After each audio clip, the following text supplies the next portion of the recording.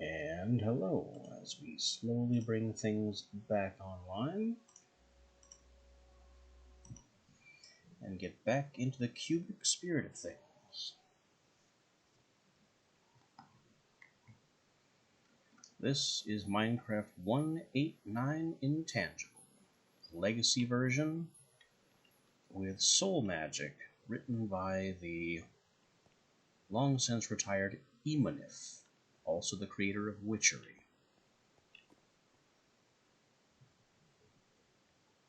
Anything you don't recognize here?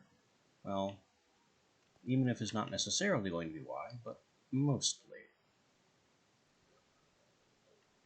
We've got advanced generators and pressure pipes, providing a ton of energy, because Neotech is very energy hungry and doesn't have a lot of ways to produce it efficiently.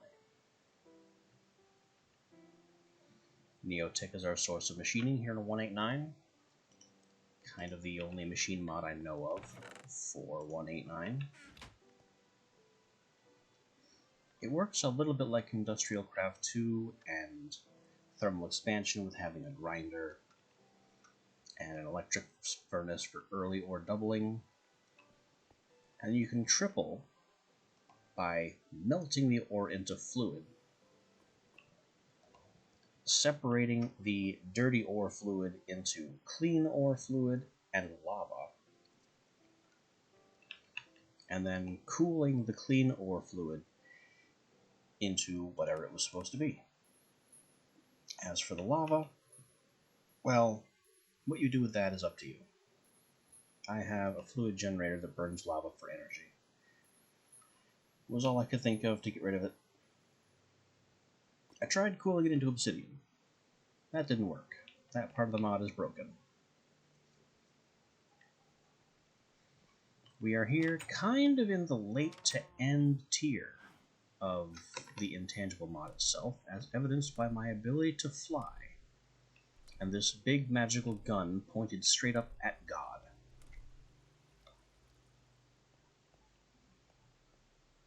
This mysterious edifice that we built yesterday is the Build-A-God workshop.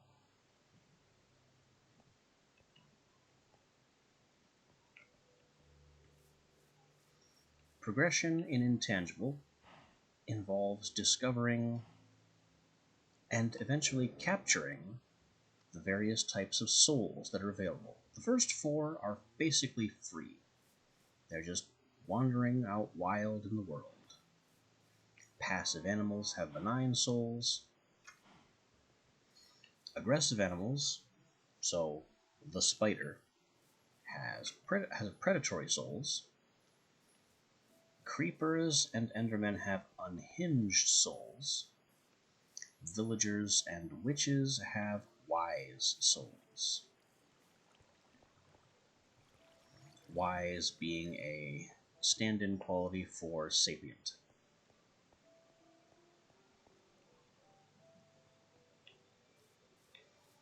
And yes, we've set up a villager farm over here to constantly breed villagers so we can have an endless supply of wise souls. Hooray. After you have the wise soul, the next step is the malleable soul, which involves taking a wise soul from a villager or witch, building this device, sticking a zombie pigman in there. This is old Minecraft, there's still zombie pigmen. Piglins don't yet exist. And this device is capable of reanimating a zombie or zombie pigman with a wise soul. If you insert a zombie and have a spare wise soul, perhaps harvested from a witch, you get a villager. If you insert a zombie pigman from the nether, you get one of these guys. And I don't know why he just charged and hit me, but they seem rather upset, so Maybe he can stay in there. But anyway, that is a pigman. A pig villager, long before piglin trading was a thing.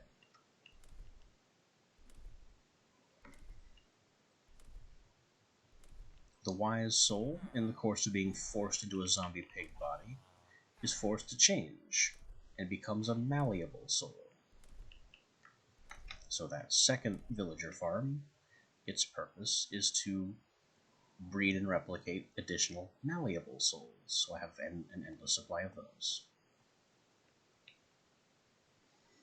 Malleable souls allow you to cast the incorporeal spell, which it won't let me do because I'm standing on slabs.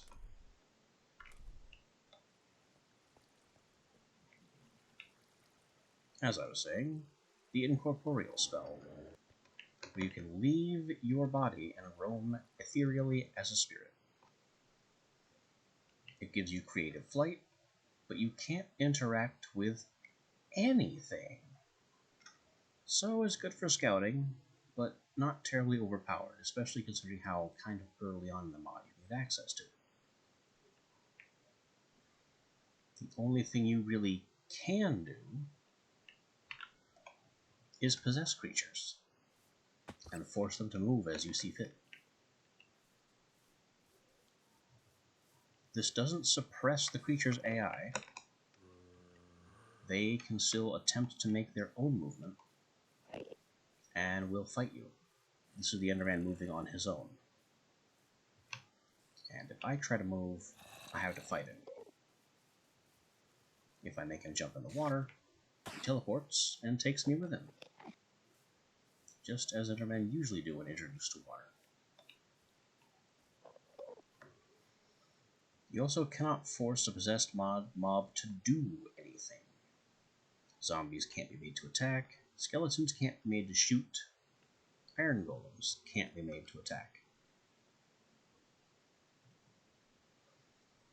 There's exactly one exception to this, and you have to make it yourself. The custom golem. Despite its resemblance to iron golems, it's mostly made of stone and several bone-based circuitry components.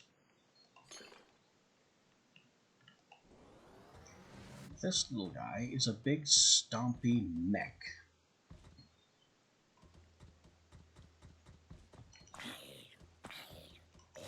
Who is seriously bad news for anything that gets in his way.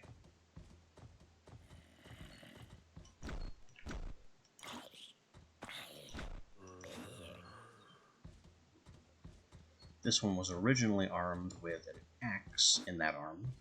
The axe turned out to be not very useful. It's the hammer that's exceptionally good at breaking blocks, strangely including wood blocks. All these hostile creatures don't recognize the golem as a player, so they kind of leave me alone. And with this hammer arm and shovel claw, I am able to drill deep into the earth and mine with it. But it's a very wasteful process. It collects a lot of stone and dirt, and it only has a single chest's worth of inventory. So it's not a very efficient tool, though it is a fun one for just running around and slapping things.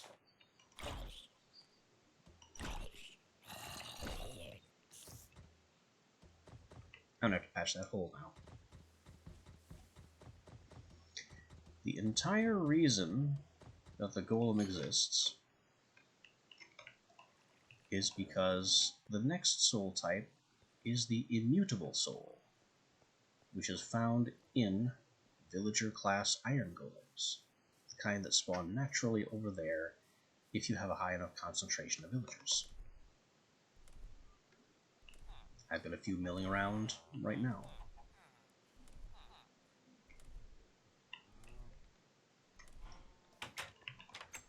Pulling the souls out of an iron golem is a bit more difficult and requires this additional apparatus, but it has to be spinning. Apparently, this weird little device is very, very hard to start spinning, and no creature has enough strength to do it.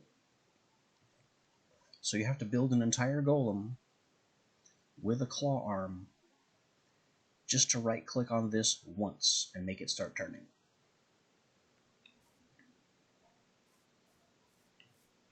And that's it. That's the entire point of the golem.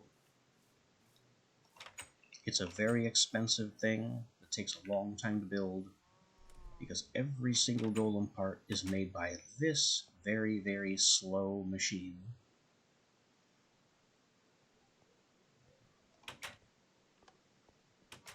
And that gives you access to the immutable soul. Once this is spinning, your usual soul experimentation that pulls everything else out can also extract the immutable soul from an iron golem.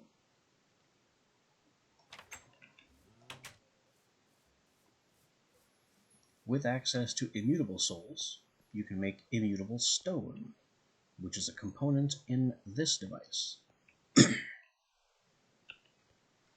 This device functions, well, it's the type of machinery that I consider Emonif to have been known for. It's a modular god construction system, similar to Witchery's custom potion system. It has a bunch of slots, and the thing that you create is entirely custom and modular, based on how you configure these slots. Each slot has a number of different options you can put in, and no matter what your combination, you will get a valid god, which this giant drum will consume some souls from your soul stock, fire the god into the sky, and cause it to exist. Why would you make a god with immutable souls? Well, because the divine spark is the source of the noble soul. The next step after having immutable souls and creating a god is to then anger that god, which is why we have a gun pointed at the sky. The deity hammer deals damage to God and causes it to send an avatar to avenge the attack. We kill that avatar, and then use one of the iron golems with its soul removed to contain the divine spark. That iron golem can then be put back down into the lab and its soul extracted, and that is the noble soul. We have a bunch of noble souls currently invested in our armor and our personal selves, which is what allows us to do this.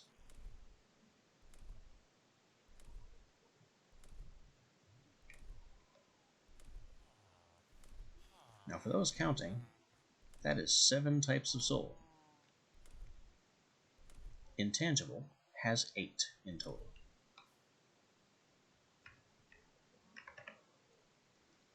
The 8th soul is the last soul that you can possibly have access to.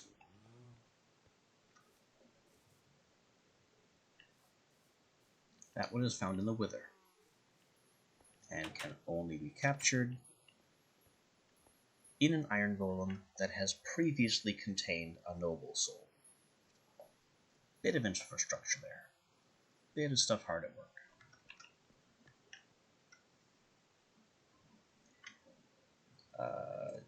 Yo, I can't quite figure your name there. Be the Quest, I suppose?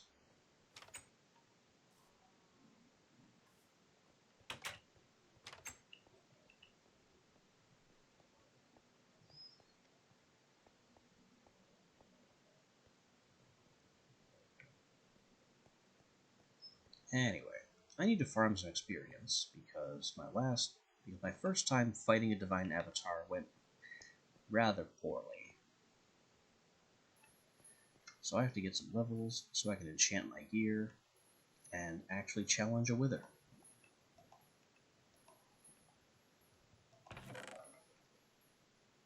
In terms of resources, seem to be doing pretty well on things.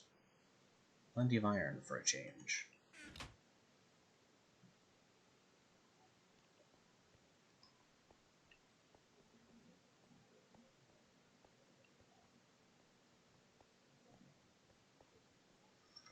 The most efficient way to farm experience that I know of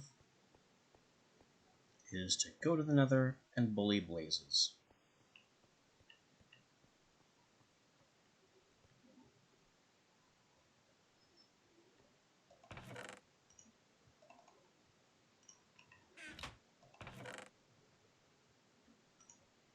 Maybe we'll make a couple more soul shards, so we can eventually make a blaze spawner and a wither skeleton spawner.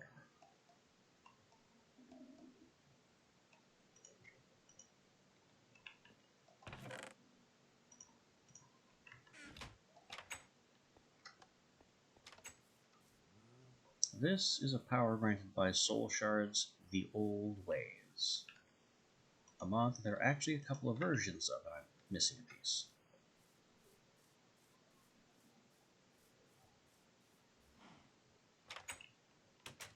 It's kind of hard to find the correct instructions for this these days, because on the mod page itself, the image is broken.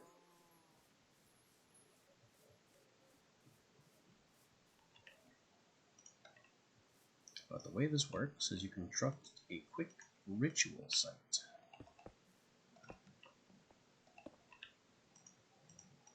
That should look like this. And then right-click the diamond into the center of it. And that's an unbound soul shard.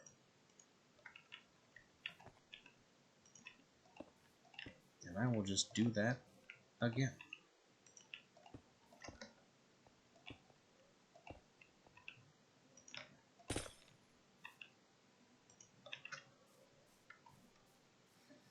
Earlier versions of Minecraft had a better way. There was a soul forge, which was like a kind of furnace that ran off of vile essence or something.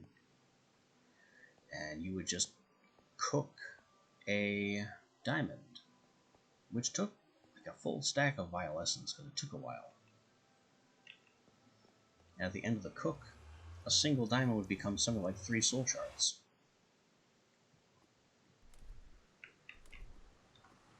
So it was just more efficient on the diamonds.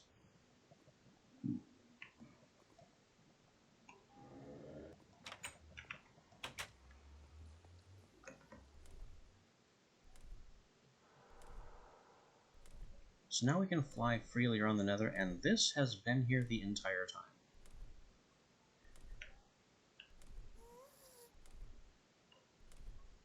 There has been a Nether fortress just out of reach of my spawn area this whole time.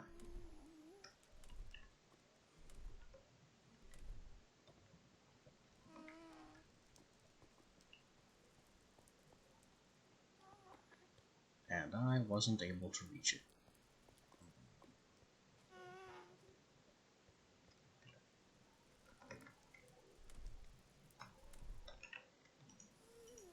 Well, we got a blaze. I can key this soul shard to blazes. And now that will charge on blaze kills.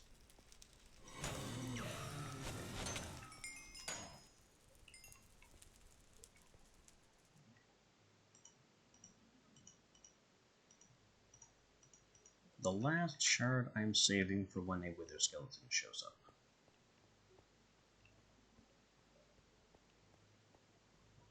There's one. You there. Good, all 3 of these are keyed now. To fill them, I just need to continue farming the respective mobs they're keyed to.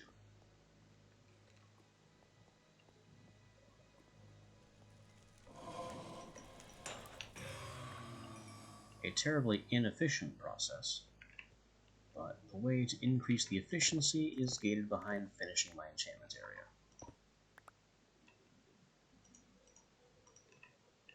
So that's a little bit not happening because my sugarcane is being slow.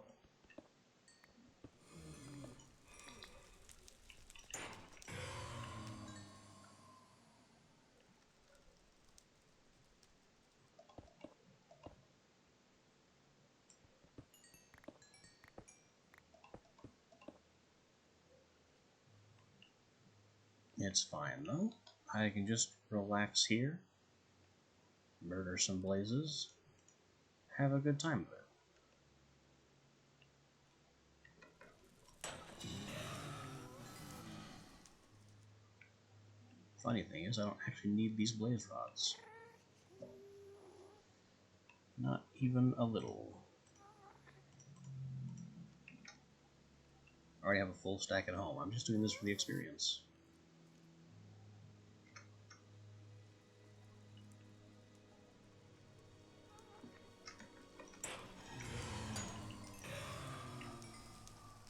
I was supposed to remember to grab the fire resist potion, but I just didn't.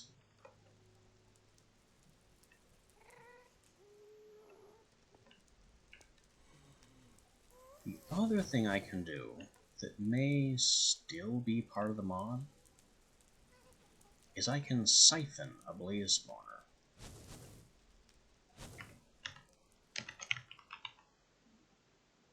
I think. It used to be possible.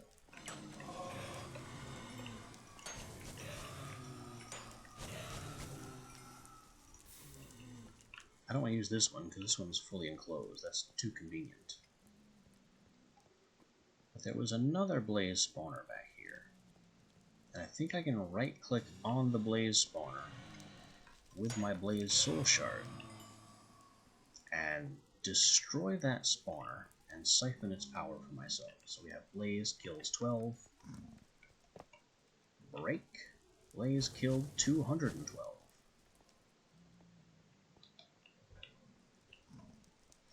So that speeds the process along a bit.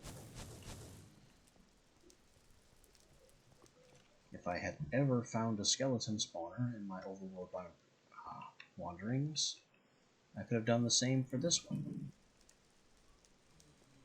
Wither skeleton spawners sadly do not exist.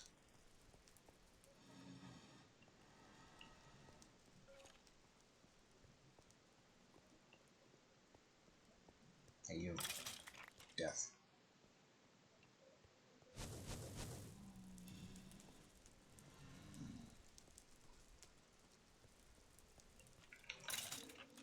So I'm not just here farming blazes, I also need to collect wither skeleton skulls to summon the wither in the first place, which has always been a colossal pain.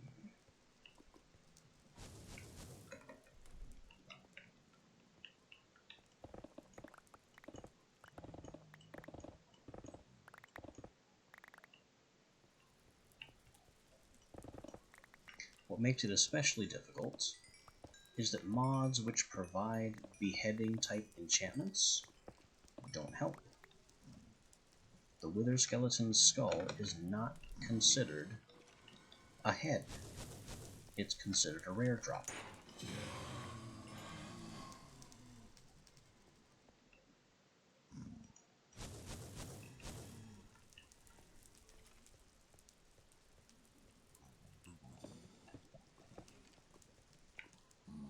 So even if I had some kind of beheading enchantment, it wouldn't matter. And I do have a way to gain beheading on, honestly, the sword I currently have. It just requires heads to apply. And the only head I can acquire without the beheading enchantment is a wither skeleton skull. So we're just back here where we started.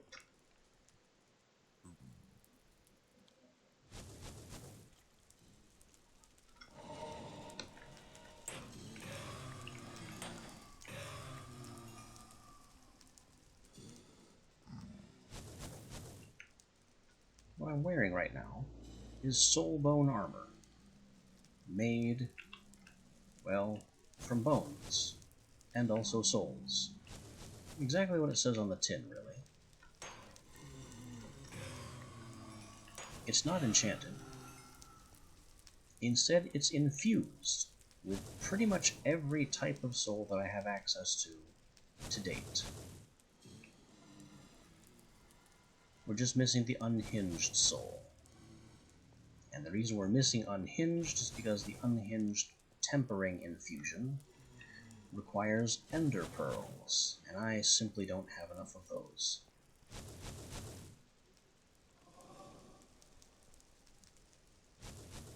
We've got the souls.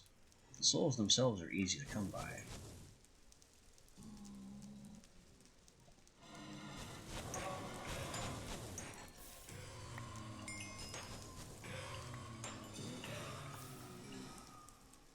It's the ender pearls that are proving difficult.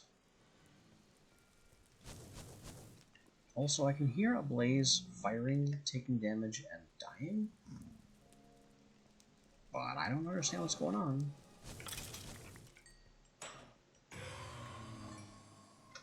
How did this mysterious blaze mysteriously die? What's going on?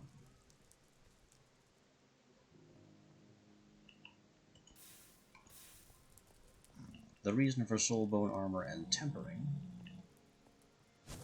is because in order to cast any spell that has a maintain cost,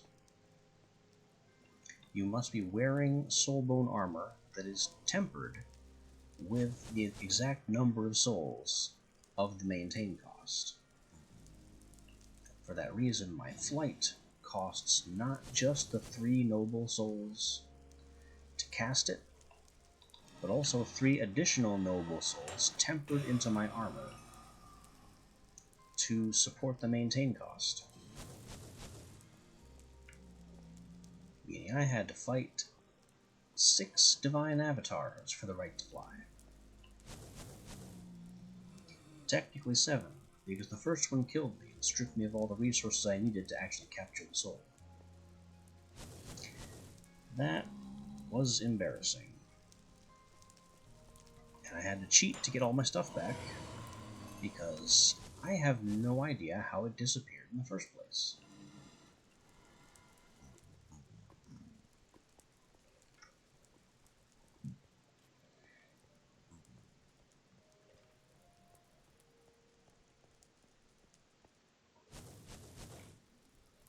Where is this blaze that keeps firing and firing and dying?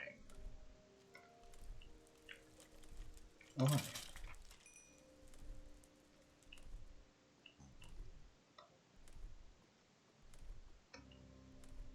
What makes the Noble Soul enchantment wings an especially luxurious form of flight is that it's automatic.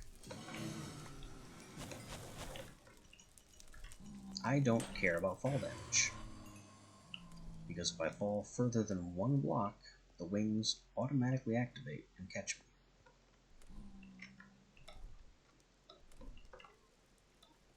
Hey, doing alright for now.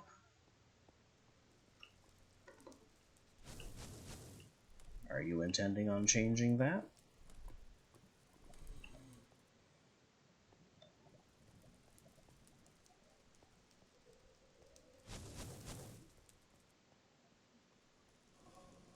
I've seen these lines before. Let's just wait for the sales pitch.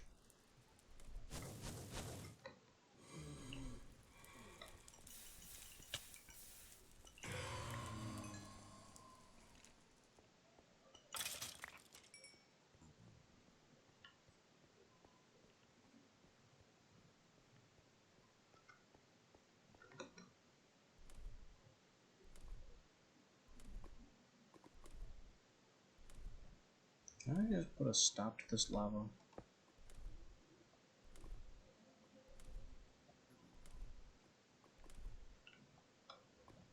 The extremely hot molten rock is in my way.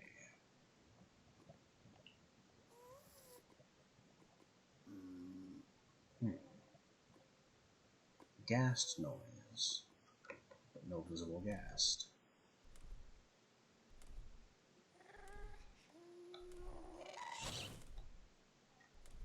I can fly now. We hunt.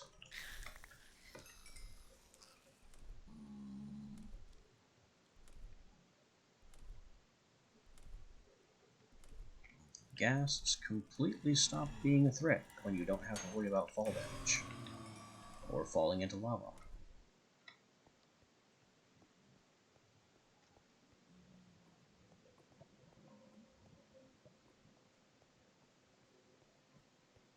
I have this very distracting shield aura as well that negates one hit against me while it's active.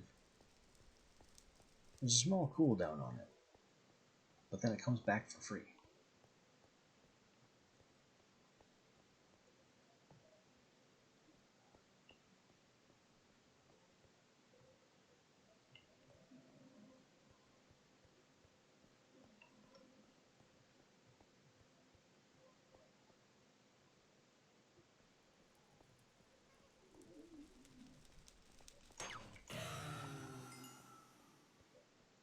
That faint laser noise, was it negating the Blaze's attack on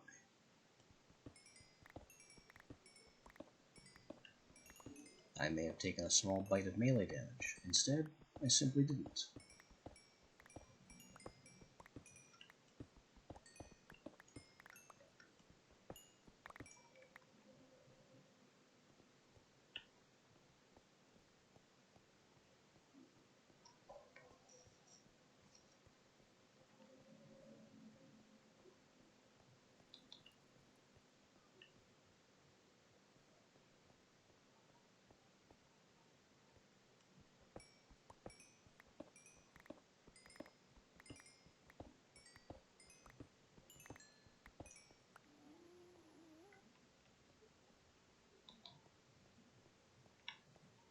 Let me quickly check something.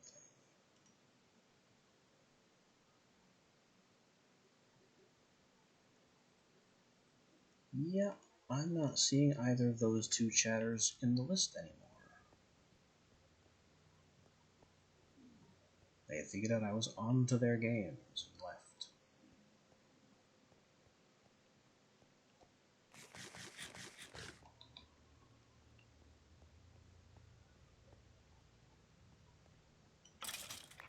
Death. Death to the Wither Skeleton. Capture its soul in my slowly growing soul shard.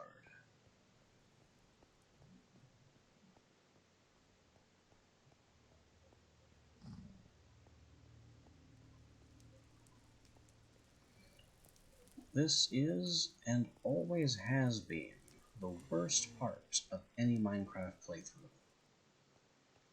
Endlessly hunting a nether fortress for wither skeletons to claim their skulls.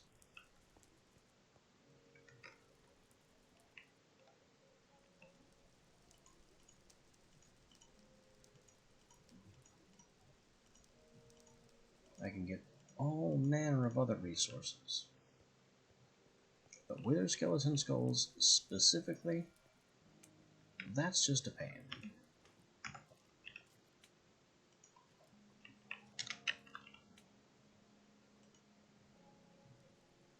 They have a 2.5% drop chance, and yes, they are considered a rare drop.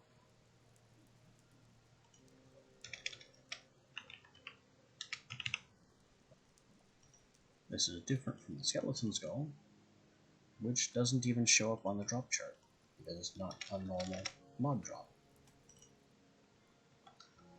It's an additional drop added in by the beheading enchantment.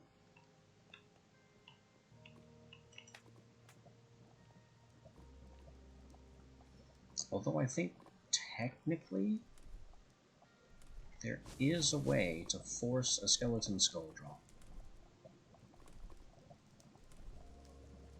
in given vanilla mechanics. I just don't know if that's true in this version. But technically, Skeleton skull drop. Blah. Skeleton skull drops are, or were, or will be guaranteed if the skeleton is killed by lightning. Or was it killed by a charged creeper? One of the two. It involves lightning.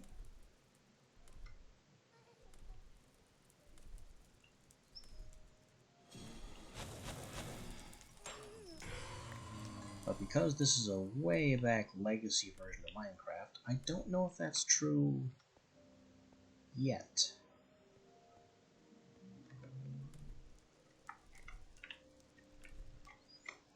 In any case, even if it is, I don't have a way to produce lightning, generate charged creepers, or farm skeletons in that way.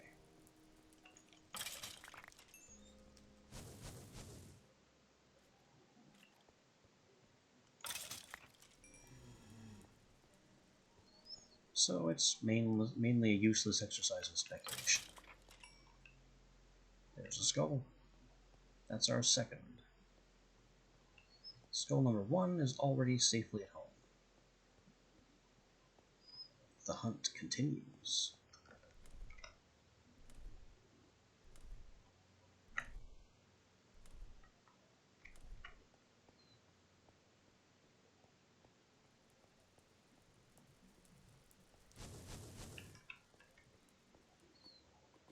And the flight certainly makes for a very comfortable speed boost.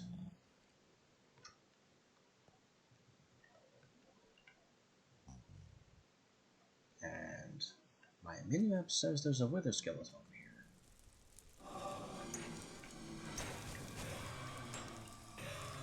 I'm not seeing it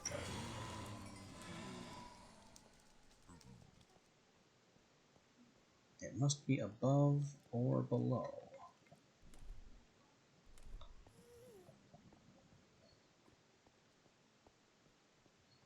And given the awkwardness of how this is arranged, it could be either.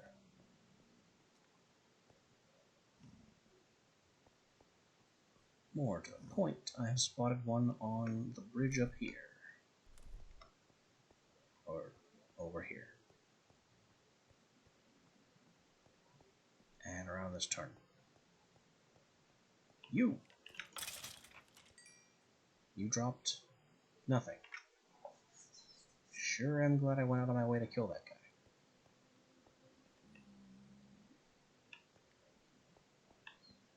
He gave me nothing at all.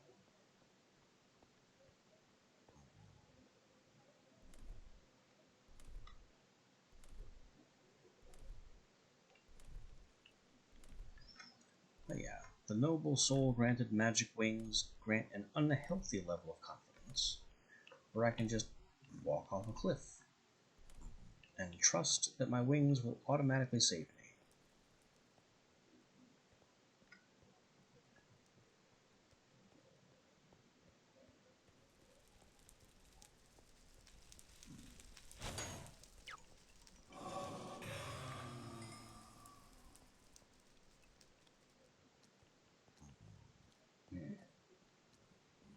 This may end up being a shorter stream than usual. I'm experiencing a bit of eye strain that I am not accustomed to.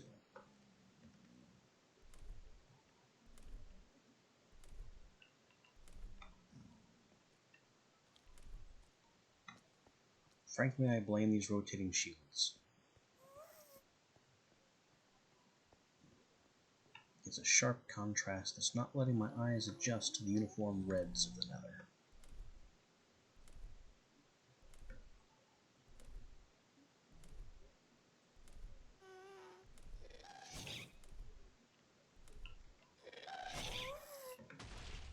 Okay, now announce yourself. I will take your gas tiers.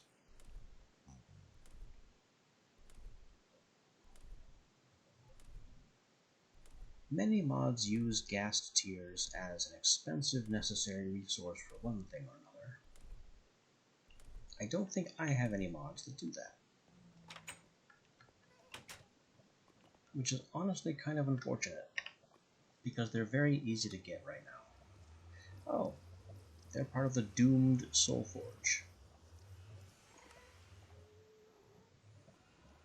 If I want to temper with a doomed soul, it takes 2 gas tears and a wither skull. That is very unpleasant.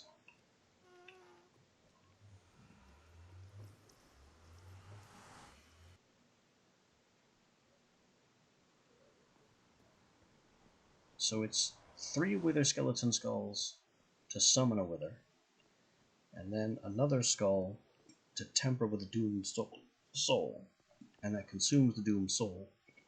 So then I need 3 more wither skulls to actually infuse a doomed soul into myself, and then maybe think about actually using a spell that has a doomed maintain cost. And I don't know if any such spells exist. And I won't and can't know that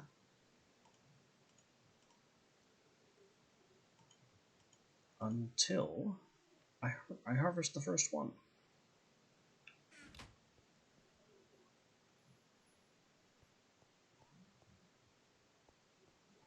Intangible is at least in part a mod about discovery. In our knowledge crystal here, a lot of the headings didn't exist until we discovered the appropriate things. Like it started out souls, materials, devices. This golem and deity header, golems didn't appear until I discovered but could not extract the immutable soul. And then deities appeared after I extracted the immutable soul. Because you need immutable souls to fabricate a deity. And isn't fabricate deity just the wildest thing any mod has ever done? You can craft a lot of things in Minecraft, but crafting a god is a new one.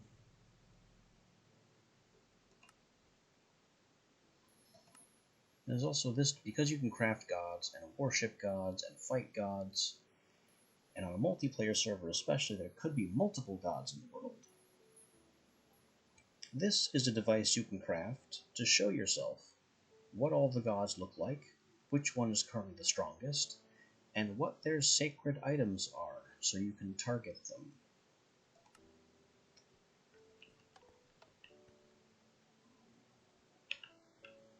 It doesn't tell you anything other than what their sacred items are, so you don't know what they are the god of, what powers they grant.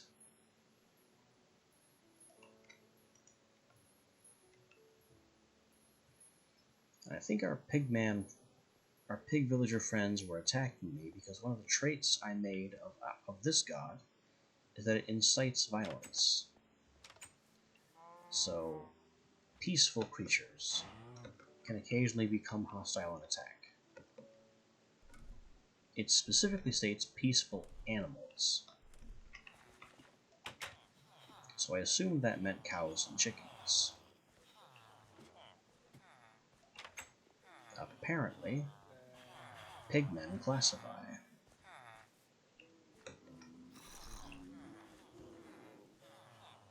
Because these guys certainly did sprint over and punch me in the face.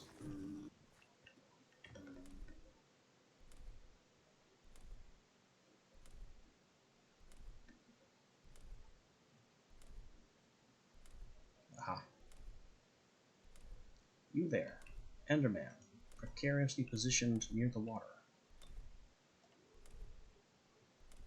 Come with me. Get in the net. You. Get in the net. There's another one over here. And now there isn't.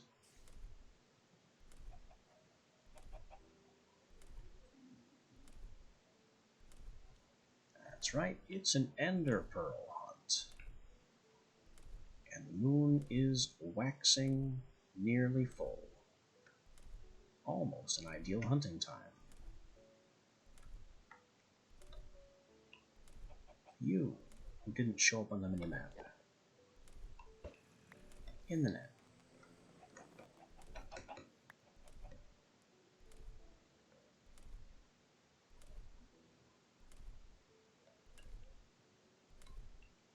fires another one. The shot failed. Got him. That's 4.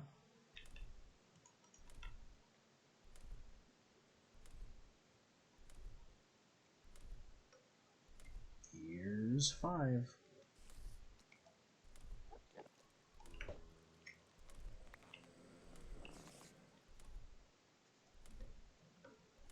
Oh, I just saw the icon of another one.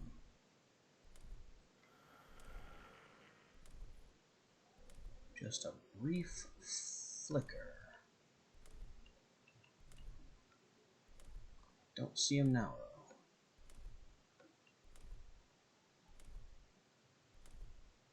Anyway, I gotta get home and land before my wings run out.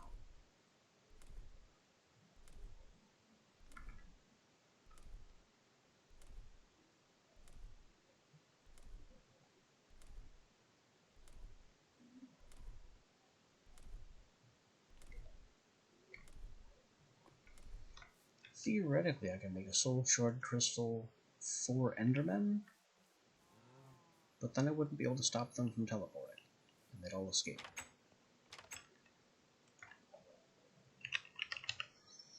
Although I do have this Enderman Disruptor. You know, 4 blocks of iron, 3 enchanted books, and some other things. So, I don't know how it works.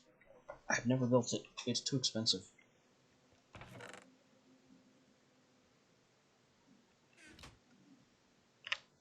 Blaze rods we have a silly surplus of. They go into tanks and chests and the brew stand and upgrades in blaze powder. They also burn as fuel and can be blaze powder and can be blaze powder. And the blaze powder goes into buckets and bags. The looting upgrade, fire charges, which are useless, magma cream, eye of ender, but mostly the advanced solar panel, which is very, very expensive.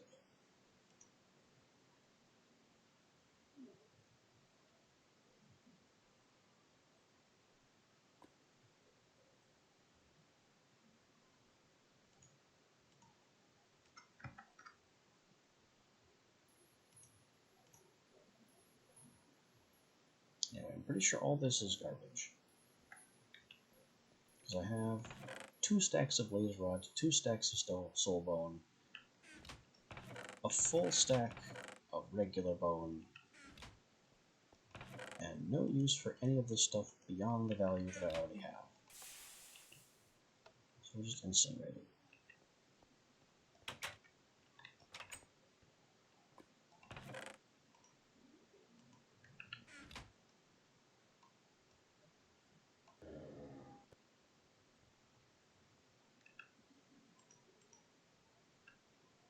Boy, the Ice Drain relief is immediate when that spell goes away.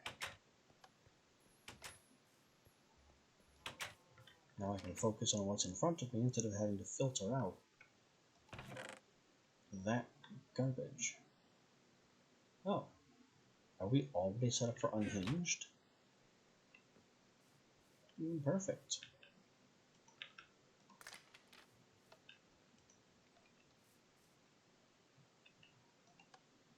Let's pull some Unhinged souls and farm some ender pearls.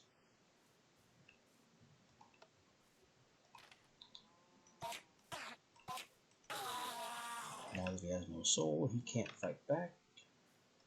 And while he can still teleport, he also teleports right back to where he came from. So I guess the game triggers his attempt to teleport before it realizes he's not allowed to do that.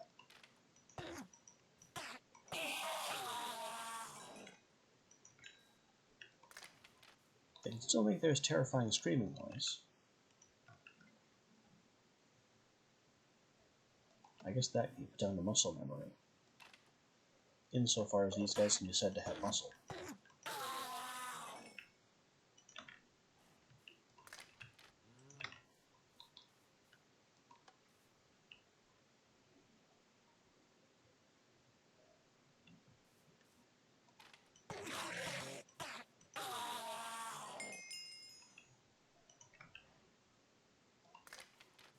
we have ender pearls.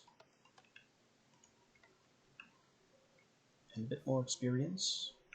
And a bunch of unhinged souls I didn't have before.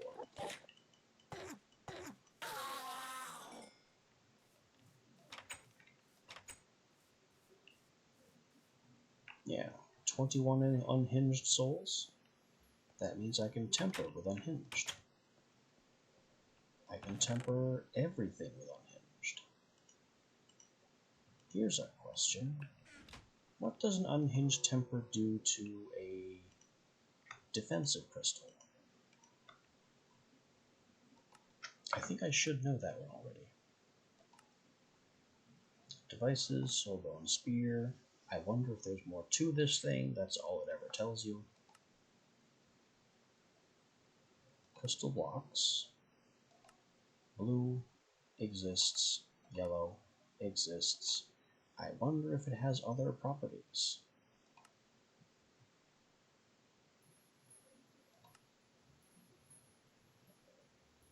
There we are. Defensive crystal. Overview, tempering blocks.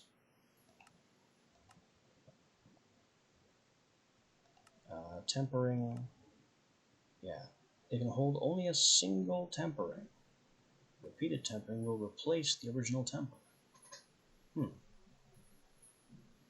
Doesn't that mean that the previous soul temper will be destroyed?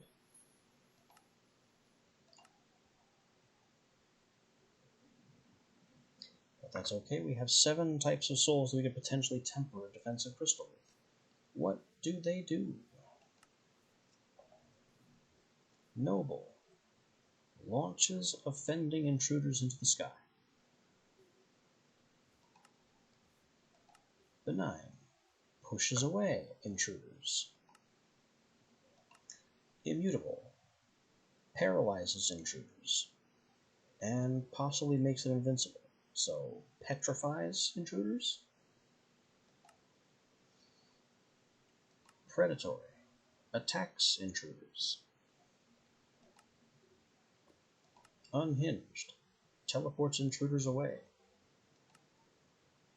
Malleable. Summons monsters to the intruder.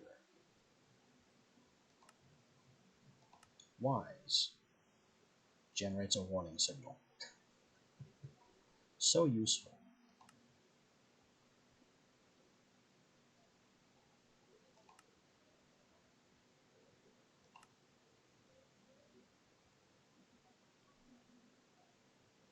Crystal can be tempered, the soul will be put into use. Creatures near the crystal at the time it was placed will be ignored.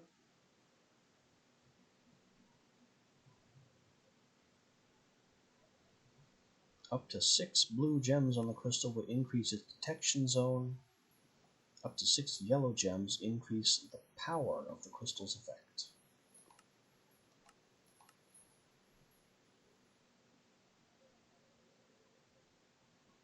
So I could make one of these, and then temper it and use it as a defensive mechanism for my home.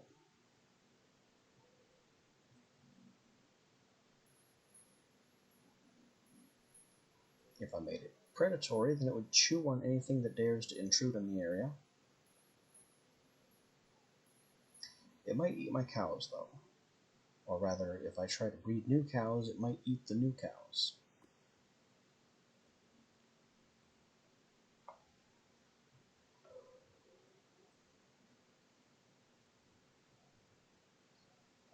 Basically, I don't really know what it'll do.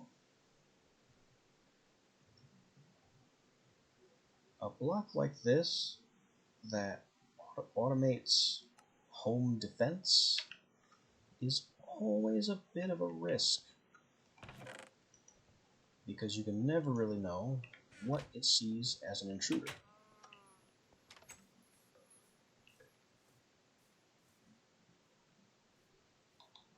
You, definitely an intruder.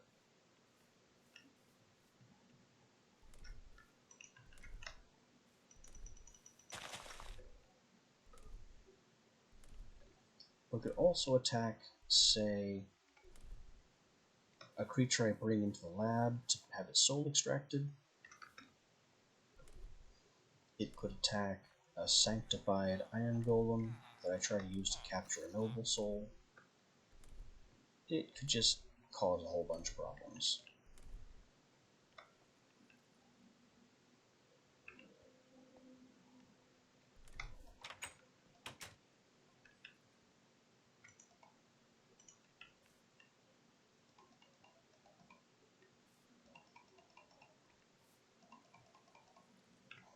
Right now, though, let's make everything unhinged.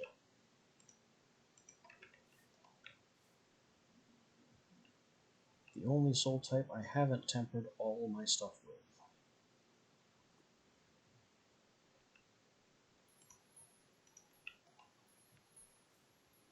This is going to deactivate a lot of my buffs.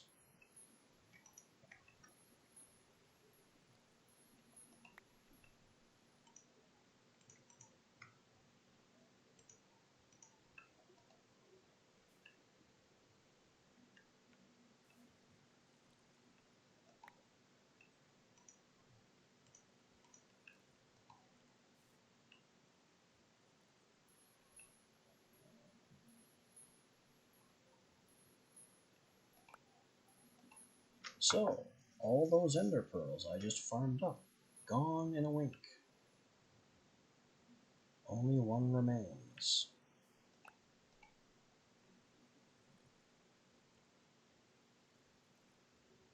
And now I have an unhinged spear and unhinged armor.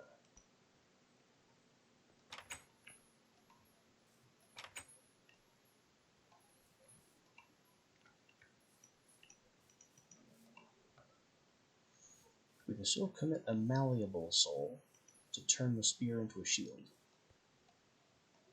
And it still flickers if I right click with it, to no apparent effect.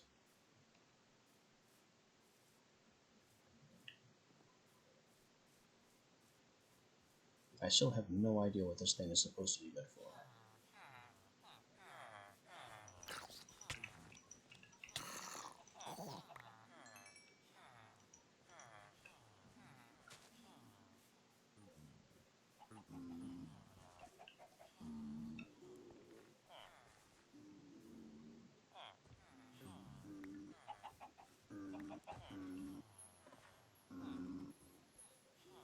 I don't think the Iron Golem is angry with me.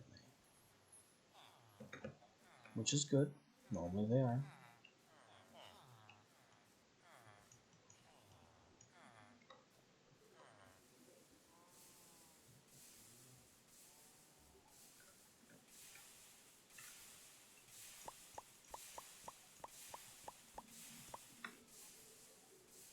I'll just casually take 10 stacks of wood. Come over here. Throw them in the syngas producer. And bolster my fuel tank.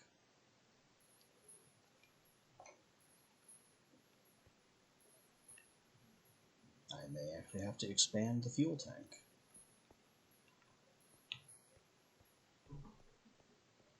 Which I've got a little room for. You can take 5 more tank blocks easily.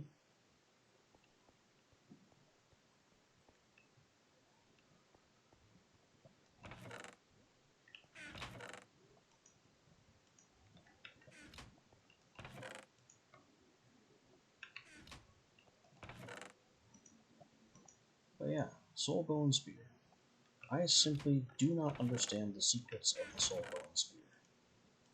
And I've been playing this mod on and off for years. I just don't know. I just don't know.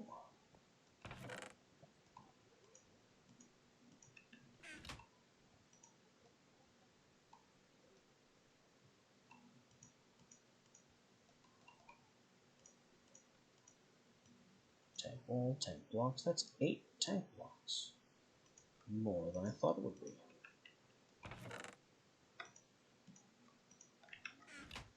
I am glad, though, that it's cheaper than, say, iron tanks.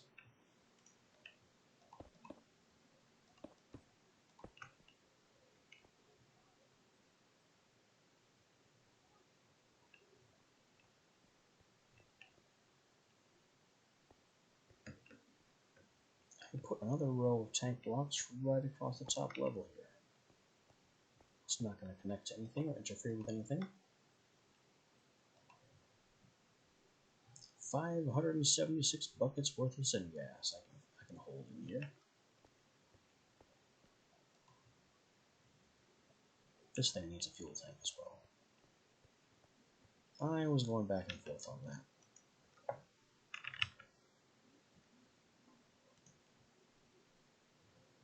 Iron frames, glass panes, and a tubing. This is where the tank is more expensive.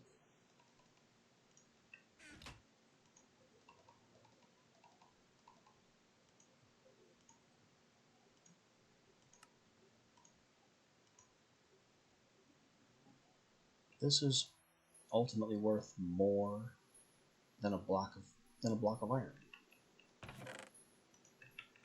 Whereas the pressure pipes tank was worth less than a block of iron.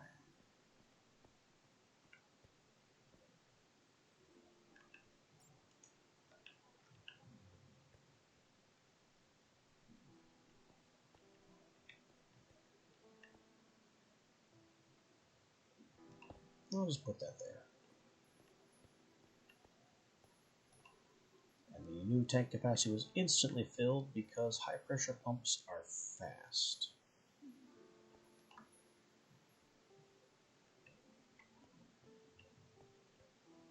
I didn't really need to do that, but it makes me feel better knowing that there's more than a 1,000 millibucket capacity here.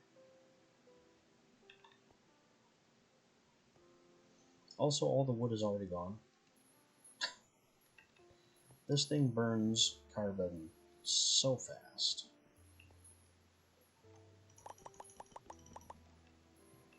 That's okay though, we have thousands more.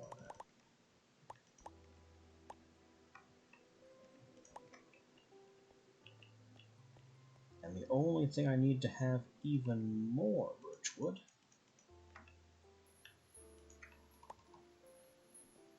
is to install cutting axes in my lumber yard.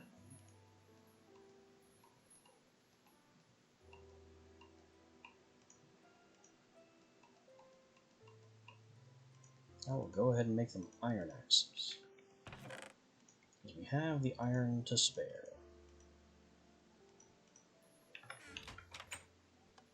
I was using stone.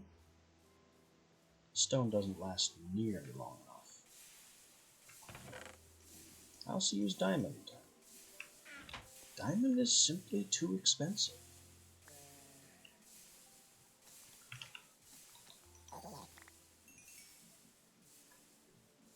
Even though we have plenty of diamond, it's still just plain expensive.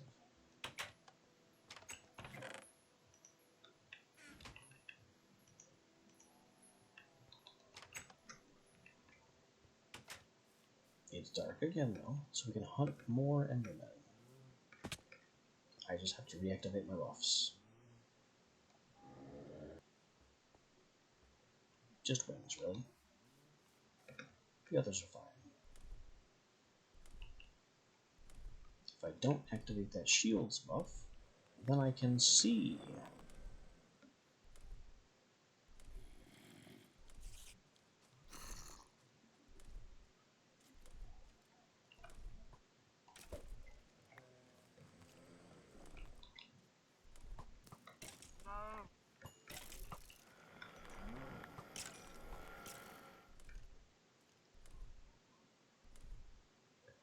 So we're hunting endermen for capture and killing cows of opportunity for their leather.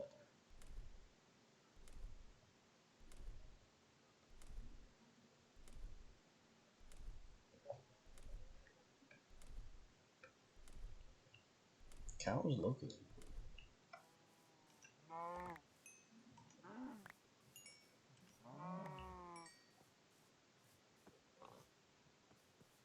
Pigs are completely useless to us. And that one's attacking me.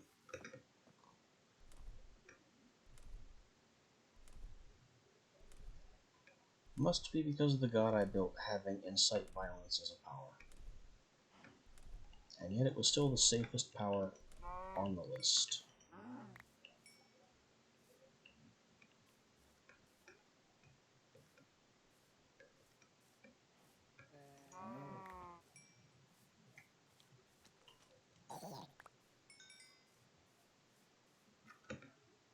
Not seeing any more Endermen, which is odd.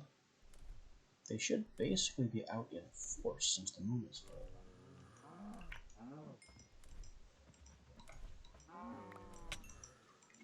That cow is aggressive. That cow is aggressive. We're having more and more aggressive cows.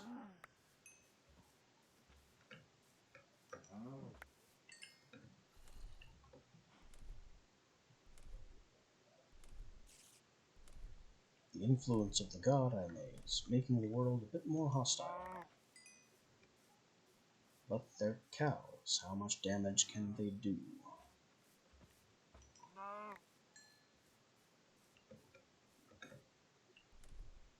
Because the answer is not enough to be concerning. Oh, Enderman spotted.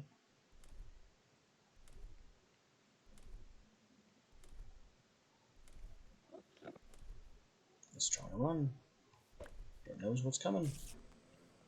It failed to escape.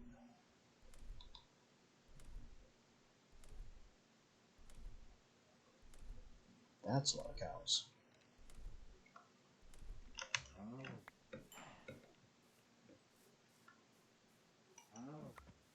Attention cows! The harvest has arrived.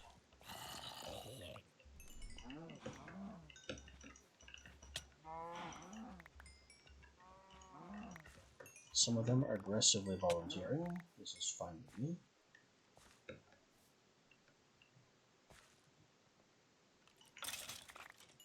And then we kill you for your bones.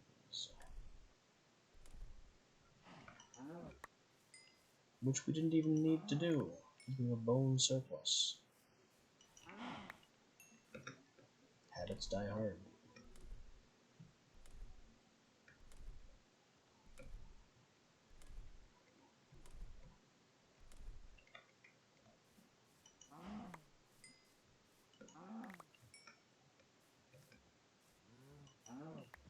Enderman spotted.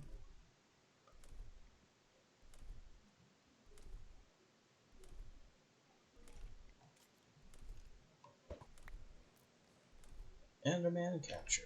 Inventory is still half empty.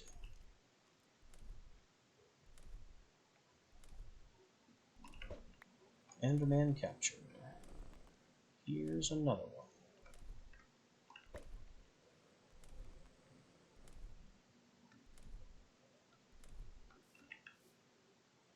6. That's an even better harvest than last night.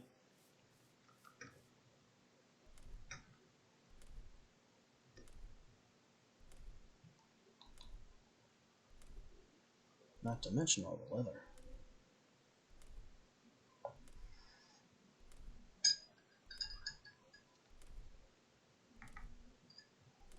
I know I just passed one. Here's another one.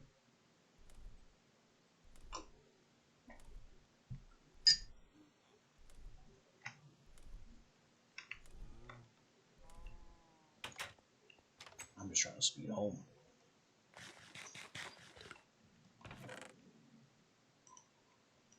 Look at all the beef. Look at all the leather.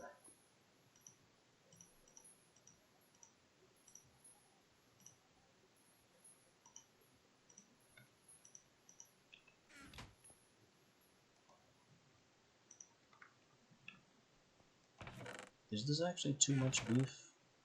Because I already have stocks and stocks of steak. I think we have too much of these things.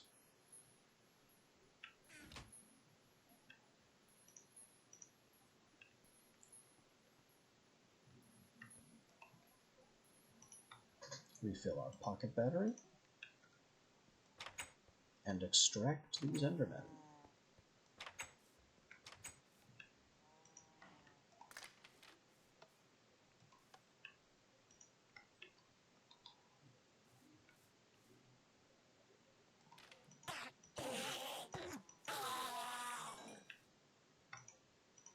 5 pearls to start. That's a good number.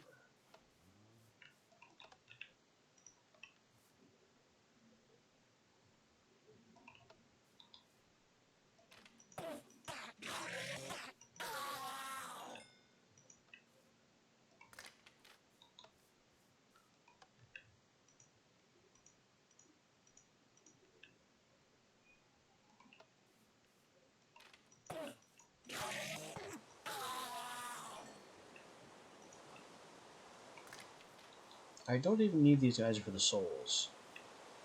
I just need their pearls. And it's easier to get their pearls if they don't fight back.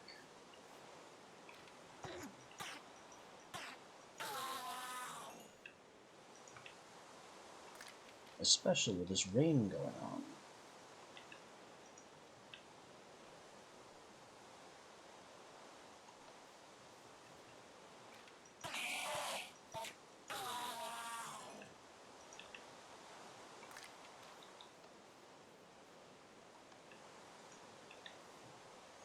Maybe this one will drop his grass block.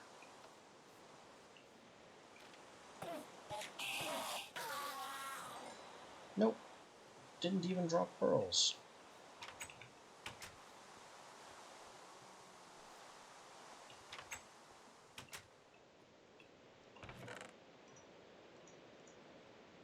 I need to get rid of this rabbit hide. Rabbit hide is useless.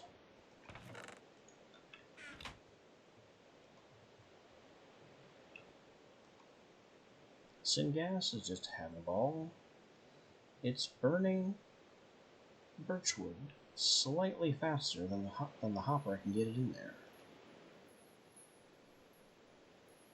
Which is why I'm not at all concerned that I'm running an inefficient setup with one too many heating chambers and, 6 too few mixing chambers.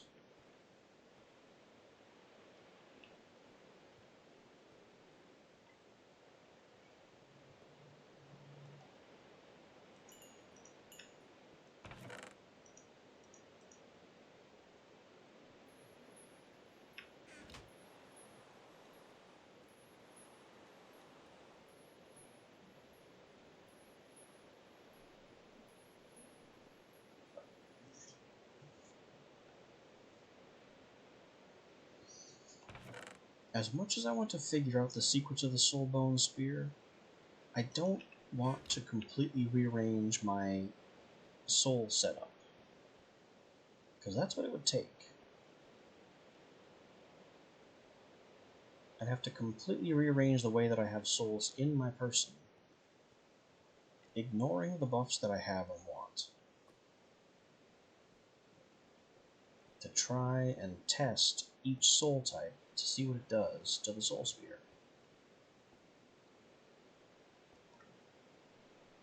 And I'm just not about that.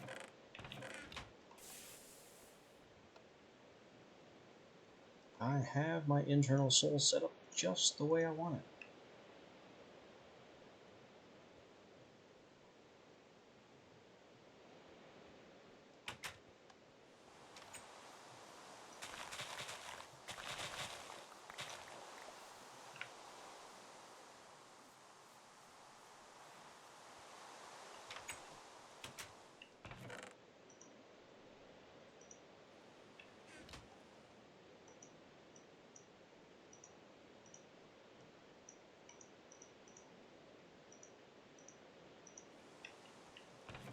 More books, that is just enough for 3 bookshelves, which is how many we need to finish the library.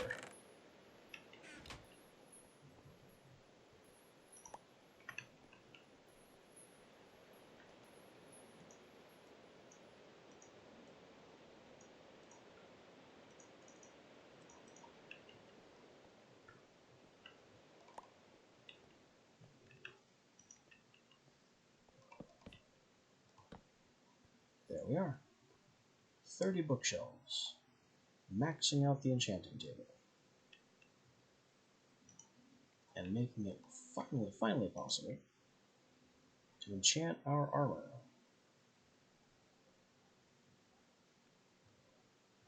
Randomly, inefficiently, terribly.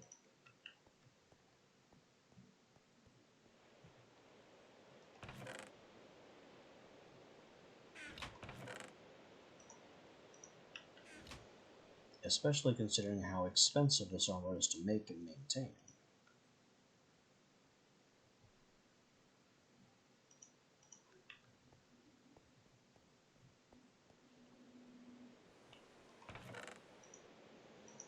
I don't want blast protection 4.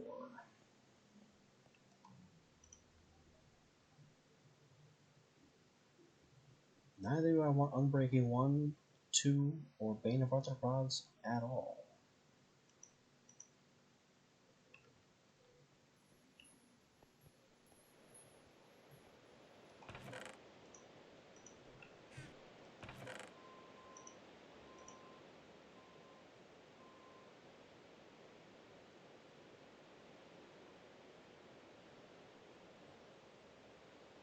So everything it's offering me tells me that I have to enchant something with complete junk just to re-roll the enchantment pool.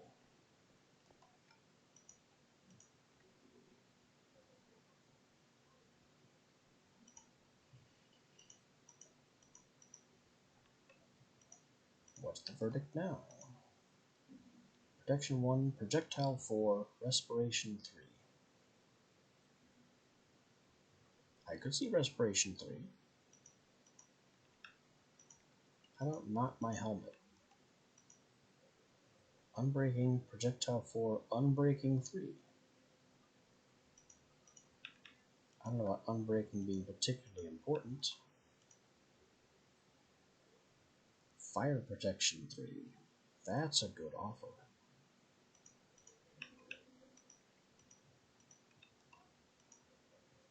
Unbreaking 3. Feather Falling 3.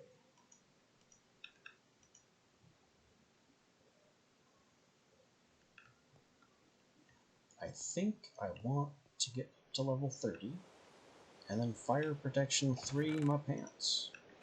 Let's see what else comes with it.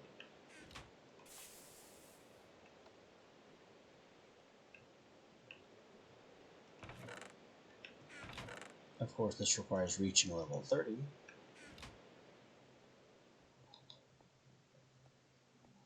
Which probably involves going back to the Nether. I simply don't have a faster way to farm XP.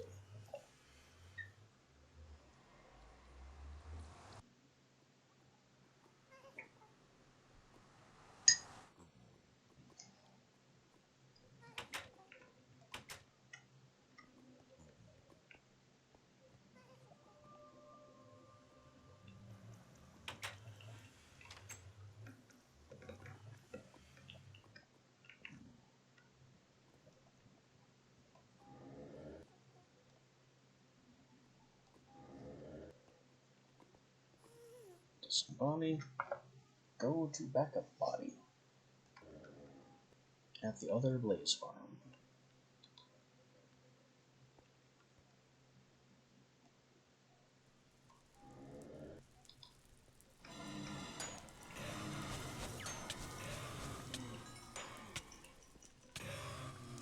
As much as I hate the visual, I have to turn this on for the protection.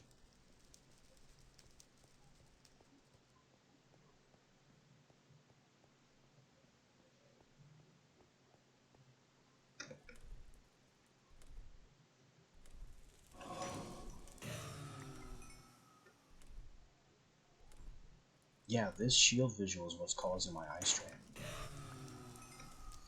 Because I have to mentally filter out this very distracting, translucent, moving body in the forefront of my vision.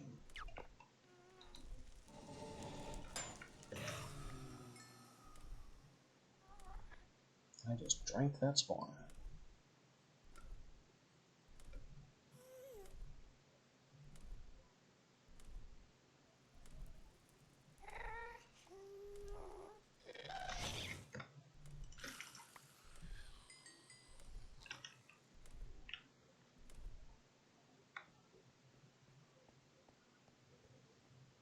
Little surprised that my tendrils are still working, even though I took off some armor pieces and put them back on. Tendrils is a must-have chest armor equipped spell. I guess the leftover pieces of Wise were able to maintain it, even though the spell wasn't technically able to be active. Strange. A lot of blazes. I'd be a fool to ignore them. More valuable than blazes. A wither skeleton. Regular skeleton.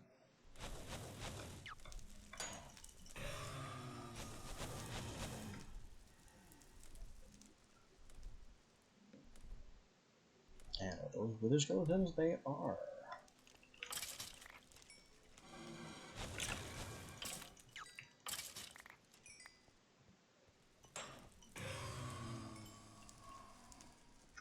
I'm here for your soul bits.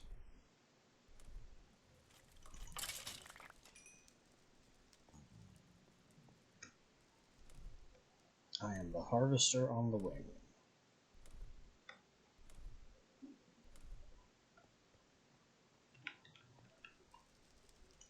Third skull. We technically could now summon a wither.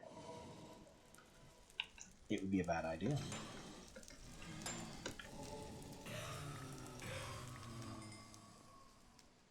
Because I don't currently have the means to survive a fight with it. I mean, flight is good, the armor is good, but being withered is bad.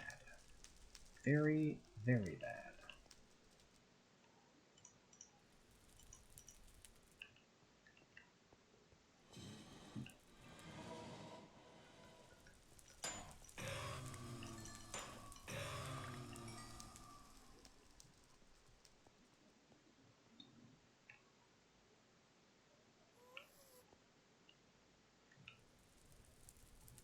And you know what? I found a closer way in the fortress.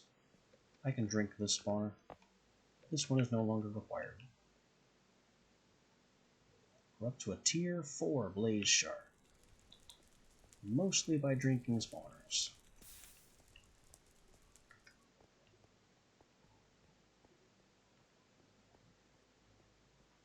Now that that's been destroyed, I no longer need to maintain a spare shell in this fortress and can bring this one home.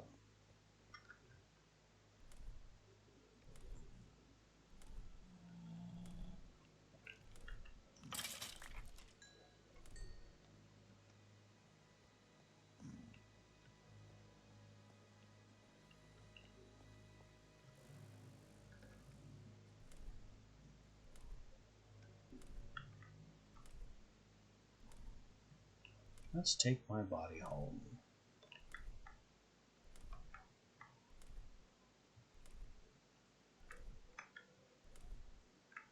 Took me a lot of time and effort to cut this route. Kinda disappointing that I no longer need it.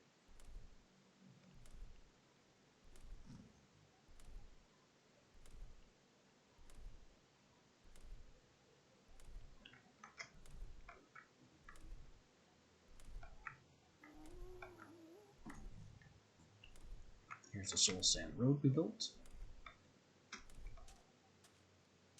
Maybe I can grab some more glowstone while I'm here.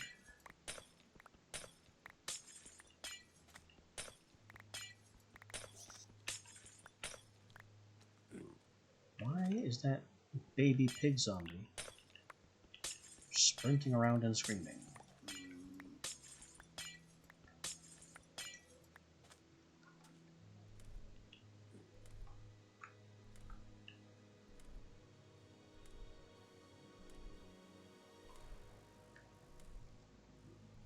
Anyway, homeward. Cross our ill-fated bridges. And to the beachhead.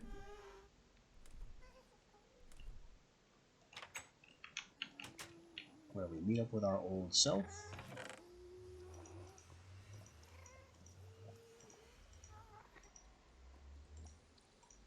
Store everything that's junk. May as well just leave these here.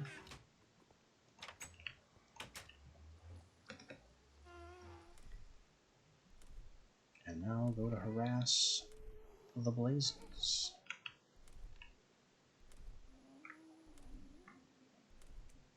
If I can remember how to get up here.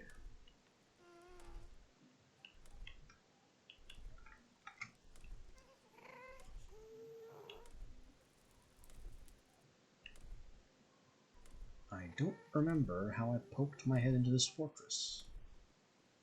Here.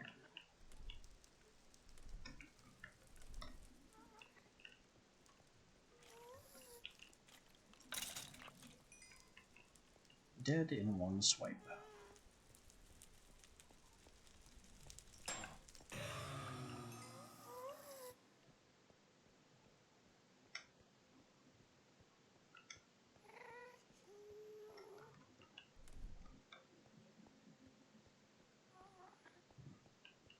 Minimap said there was a wither skeleton over here. It must have despawned. Because it ain't here now.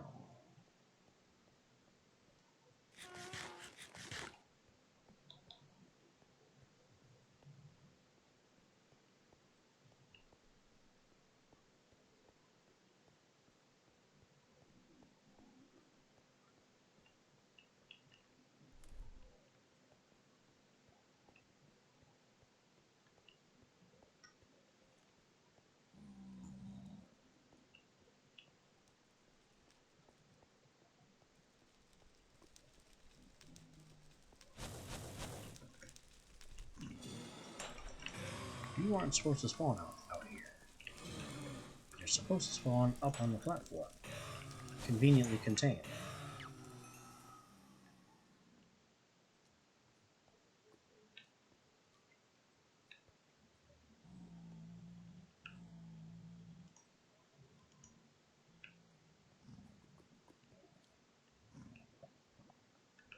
And I don't have any other rack on me, so I can't plug these gaps.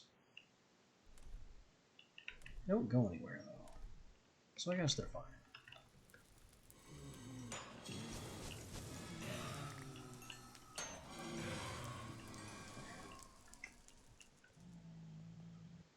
XP climbing slowly. 2 icons of wither skeletons on the field.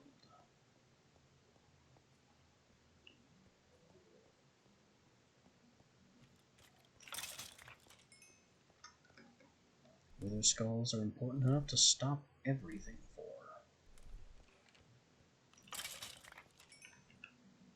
And we don't get another one.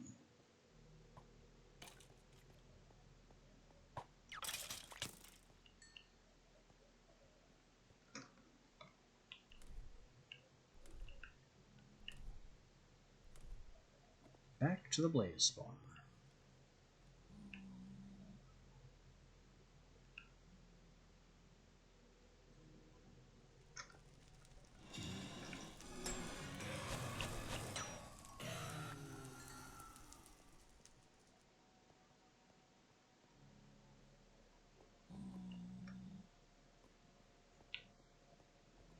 One thing that I'm pretty sure is true about this Minecraft version of this is before the Ender Dragon had a pattern-based AI.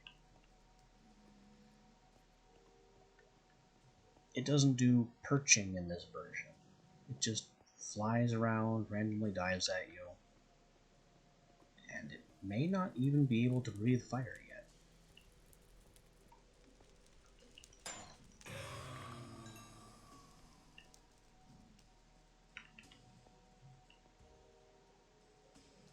I don't know why I'm thinking of the Ender Dragon.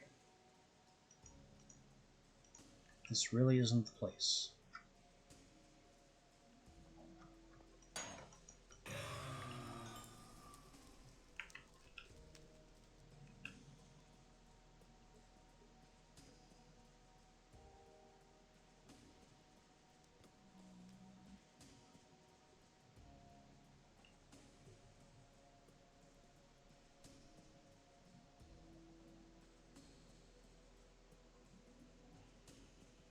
Come on, spawner. I just need to get to level 30.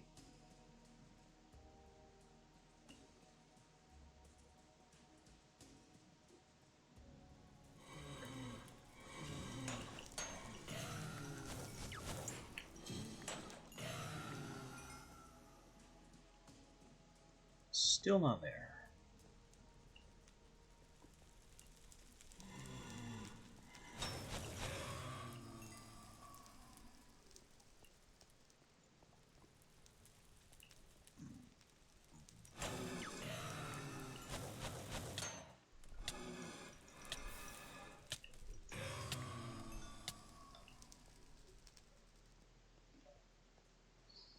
Wither skeleton on radar.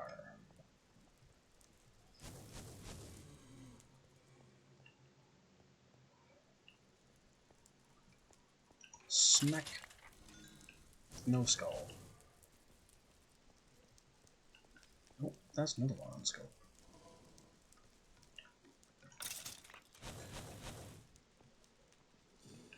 Also no skull.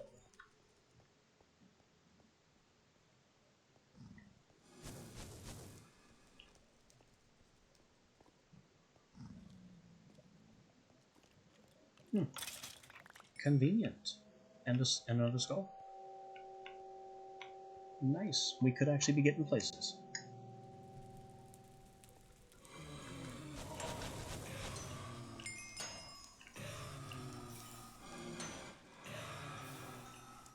And that is level 30. Mission accomplished. Time to go home.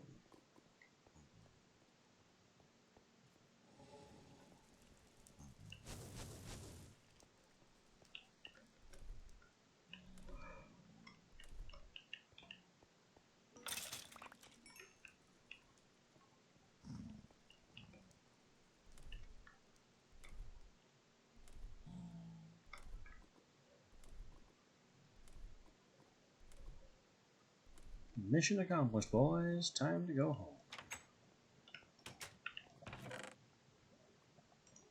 Extra junk can stay. Imagine over a stack of blaze rods being called extra junk.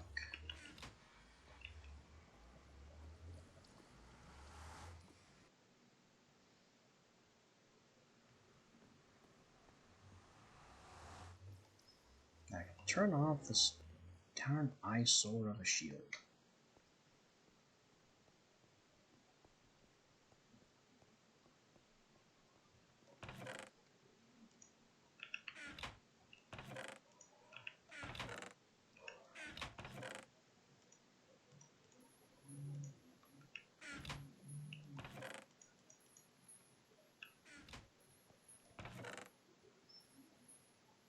These things are nether exclusive, so they can stay here.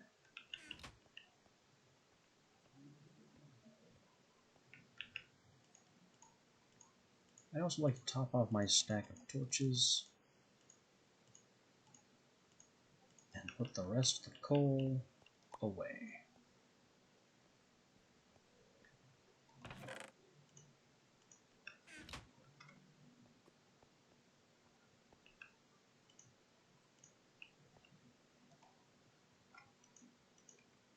That's still Fire Prot 3. It also came with Unbreaking 3. Not the best, but something. What are our new offerings? Fire Prot 4, Fire Prot 2. No good. Unbreaking everything.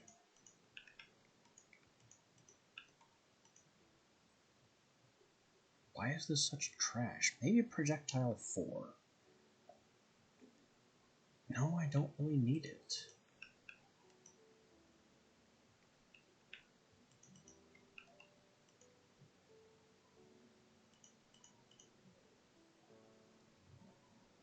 What I need is Blast Protection, higher than 1,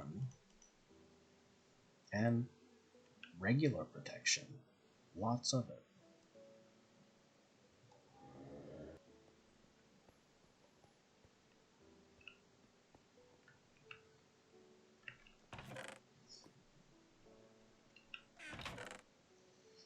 So let's find another functionally garbage item and give it some enchantment just to reroll the pool. Unless the spear.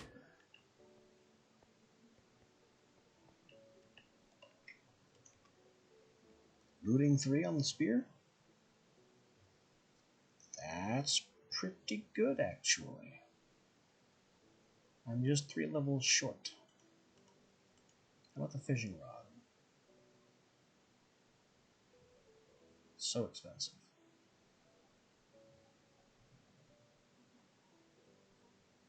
Lure 3. Lure 2. Better than nothing.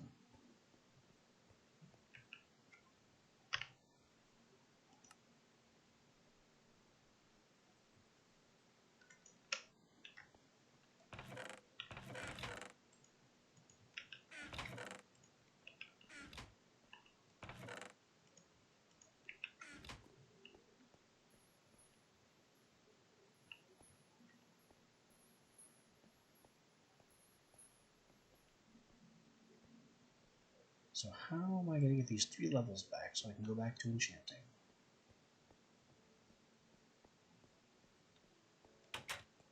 Probably by picking on creatures that have souls I need. Wow, I am low on benign. Not really a surprise, it cost me a ton of benign to make the god. And then even more benign for the stone to make the god machine frame.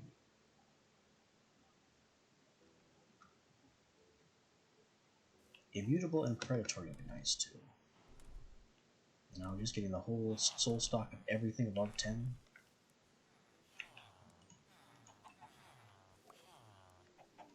So I'll just take you.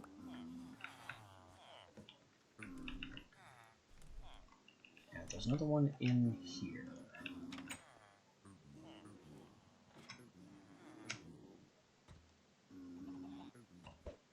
Pop.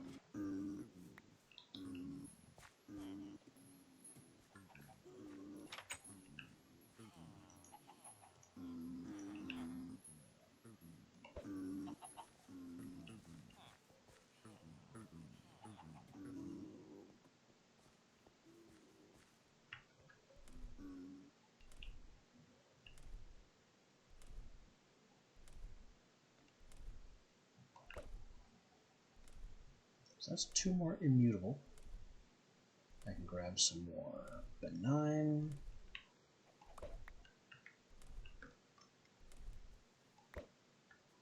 Which are a bit less benign with the divine hostility effect. But that's just semantics.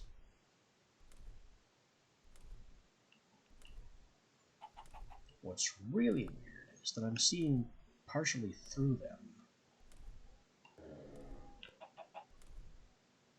Yeah, the vision enchantment is making me see kind of through the chicken. Which is weird.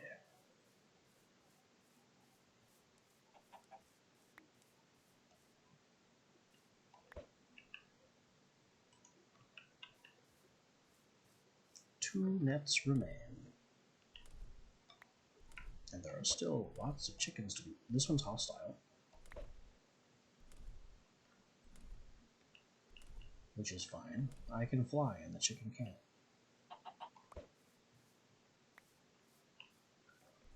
Now we have 2 golems and 8 chickens.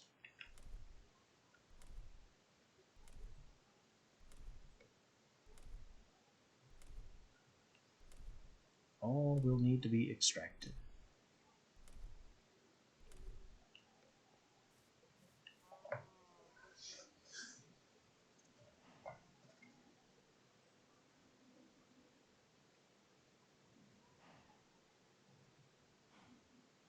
Honestly, this is kind of where I might want that doomed soul for the soul wrench. So I could just put these creatures down and the wrench would tear them out immediately. I wouldn't have to mess around with all this glassware.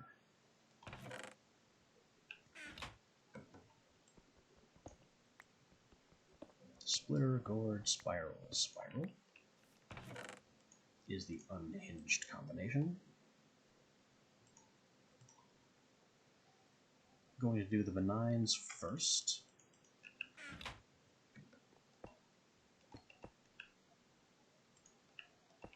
because they're always more benign. I have the most of them.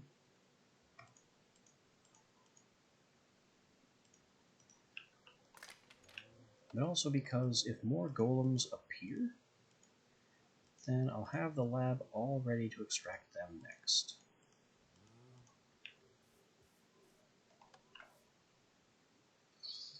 We are not making stone. These guys are going straight into the soul well. And giving me their feathers. Do I need their feathers? I don't think so.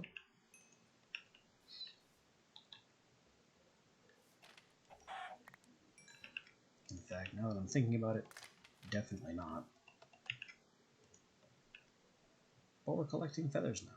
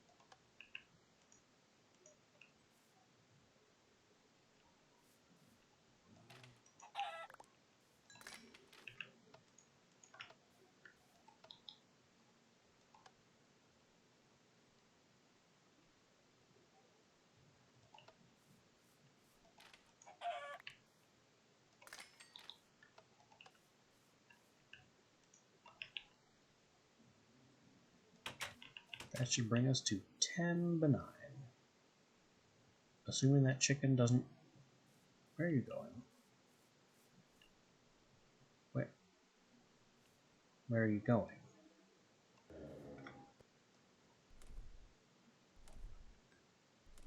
Chicken. I don't know how you got that lost.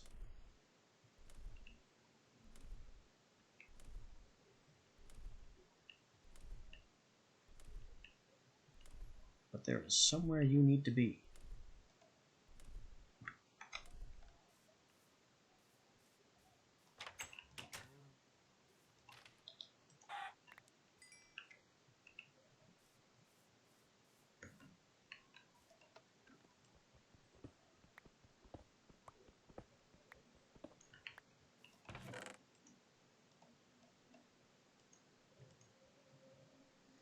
Split, gourd, decant, decant.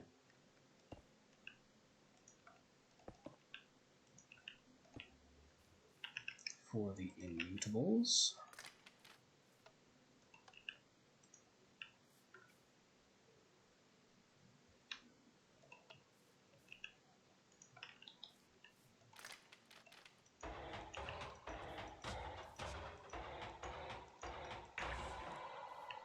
Immutables are one of the tougher souls to get, not just because it's a pain to get this synthetic resonator going,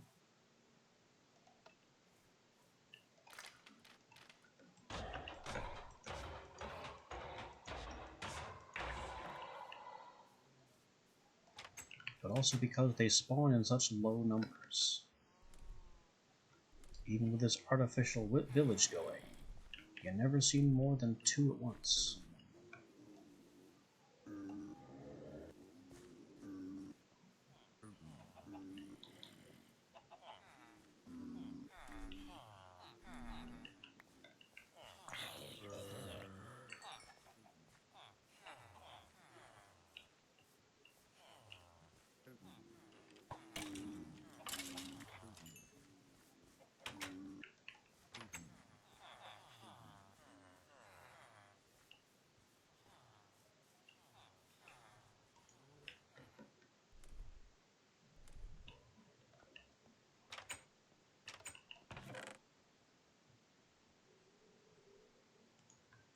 Don't need eggs.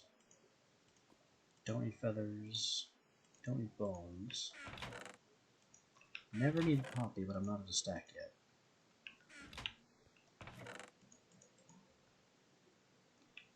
Those all go in the burner chest.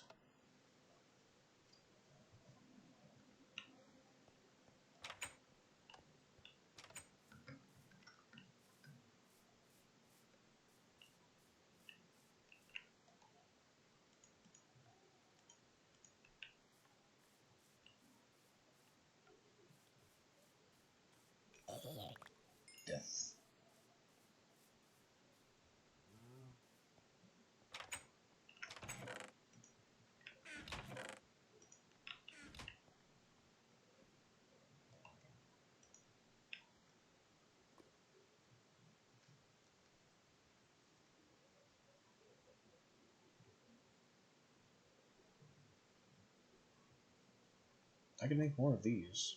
I don't think I need more of these, though. It's extracting at a decent pace.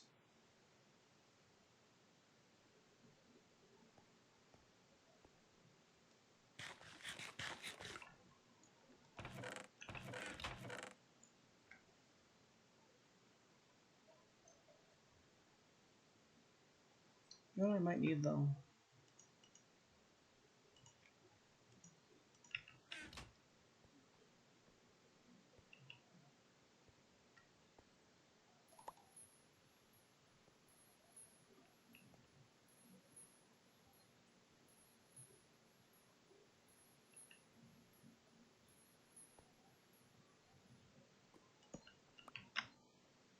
Do I need that?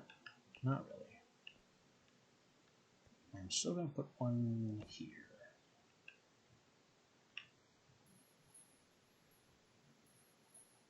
In fact, not there. I want 2 more dimensional crates here and here.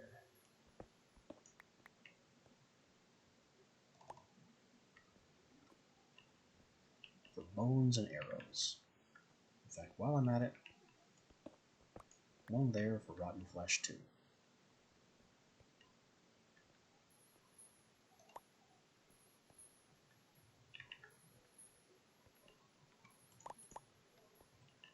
Which is going to cost wood. And 1, 2, 3 of those.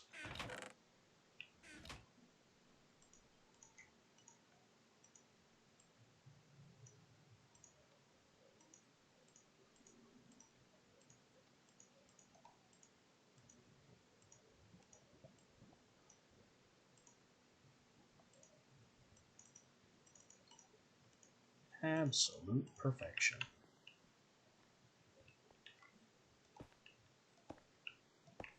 That all hooks up, right? It does.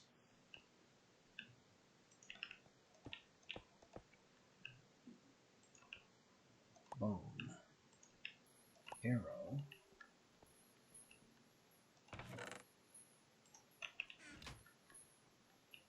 Rotten flesh.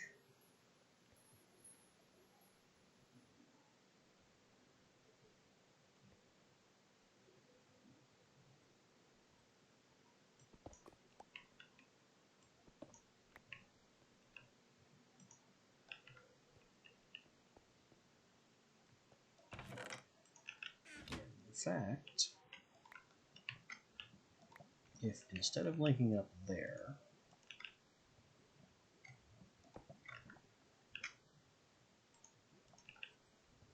I link it up here, like I did before, I can fit one more.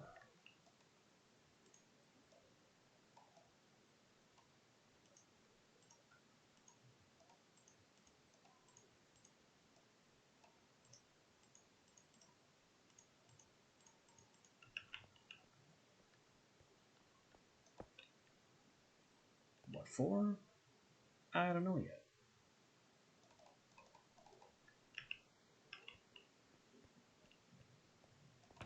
But the important thing is that some things I've been classifying as junk no longer are.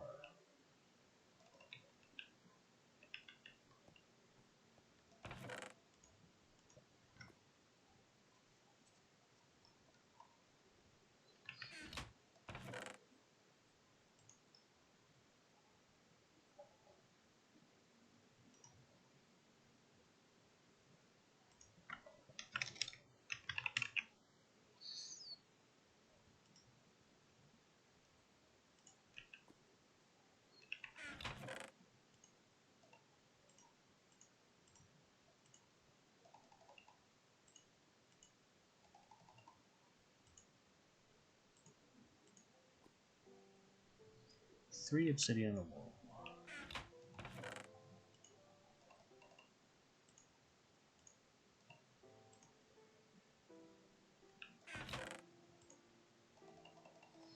And 5 iron.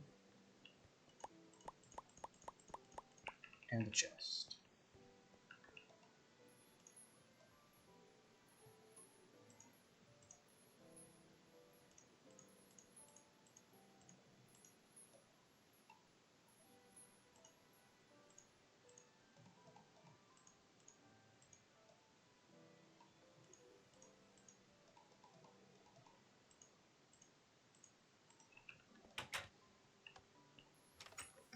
here's what we're going to do with these. This golem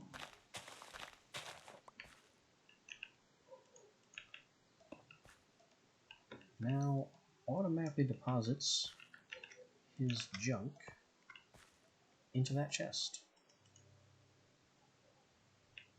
And I should have kept 2. But, I was feeling the triumph a bit too hard.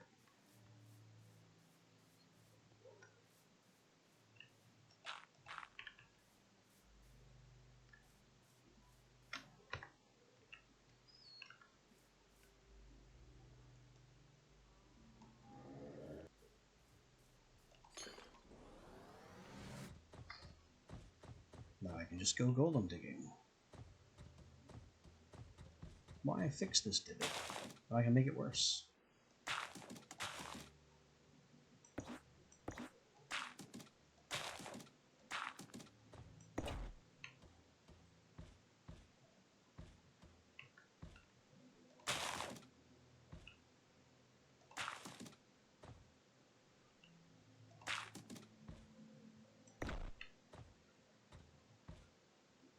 It's very tricky here to make an actual straight staircase because it's so hard to see. The golem body itself is just in the way.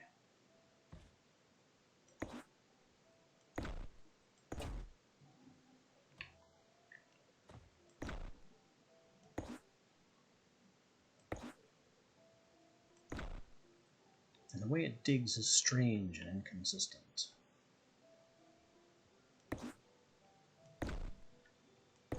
Found copper, though.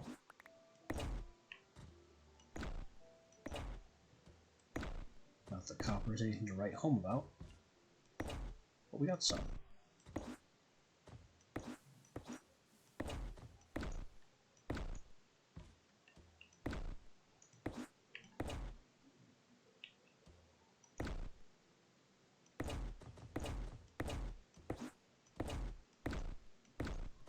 Want to talk about strip mining? We dig 1, 2, 3, 4 by 3.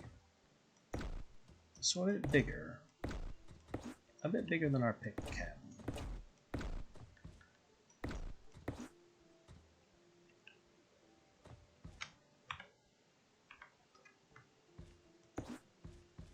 And everything we dig goes straight inside the golem inventory until said inventory fills up. And I start leaving crap all over the ground.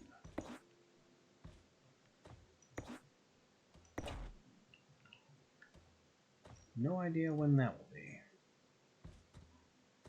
So maybe I should just go back.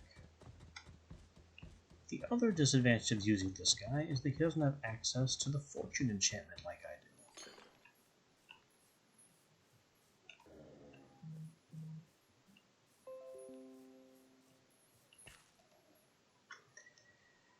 Yeah, that's mostly dirt, cobble, garbage.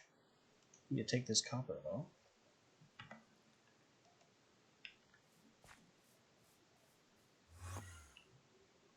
Okay. This Enderman is illustrating why his soul type is unhinged. And away he goes. And yet also there's one very close by. Stop taunting me. Hang around or die. Well, hang around and die. Or just leave. Make up your mind. Death. Death. How are the axes doing? We're almost out of axe.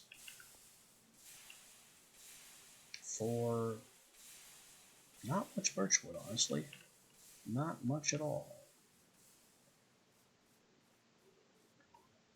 The diamond axes went for so much longer.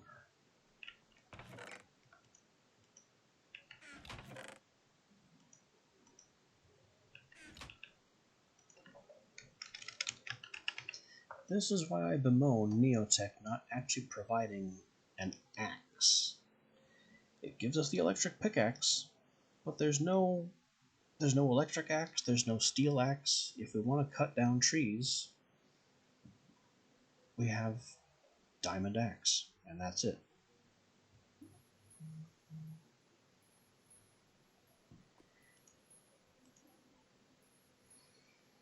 I really don't think the golem axe arm will work.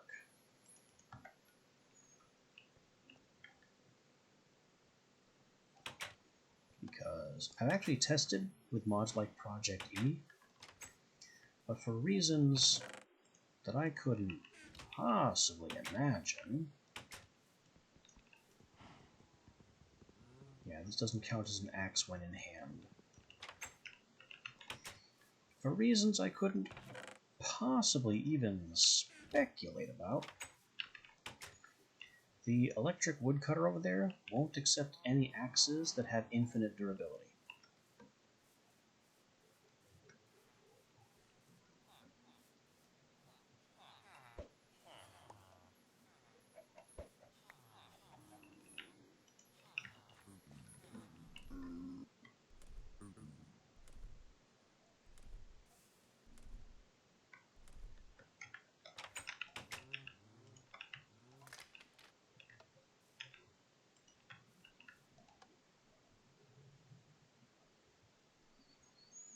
The electric woodcutter is just hard-coded to deal damage to the axe as it runs. And I guess the mod developer must have at some point run into a bug where he tried to deal damage to an axe that couldn't take damage. And rather than figure out a more creative way to solve that problem, he just decided, okay, any axe that can't take damage can't go in the woodcutter.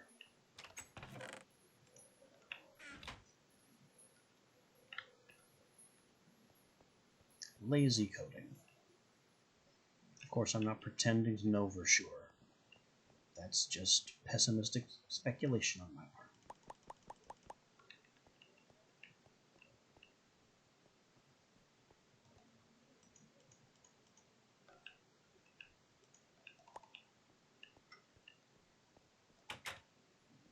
Keep the syngas coming. I am in no danger whatsoever of running out of fuel. I just want to make sure that I never have to think about fuel.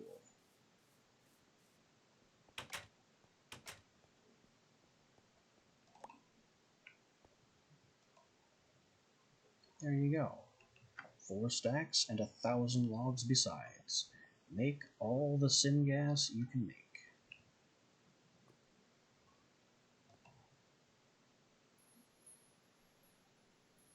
Or don't. Still trying to reach the heat threshold. There you go. There it goes. We're making syngas now.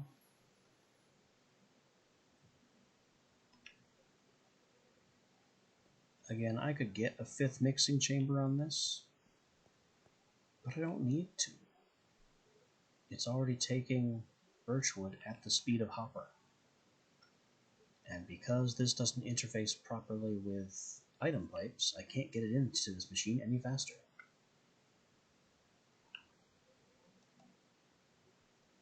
Besides, we have tons of syngas, and it produces an order of magnitude faster than it can be consumed. And then it can be consumed. It currently isn't even being consumed. Because everything with my resource management is just fine.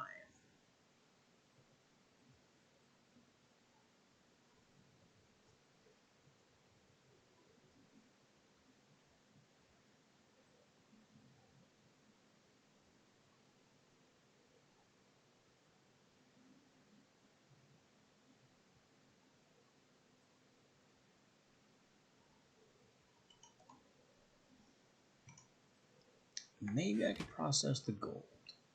We don't have a whole lot of gold going on here.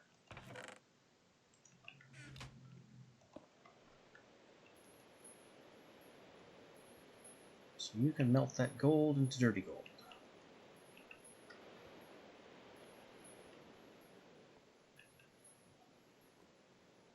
Where's my bag? I must have stowed it. Oh. No, I didn't stow it. It's another thing that got destroyed.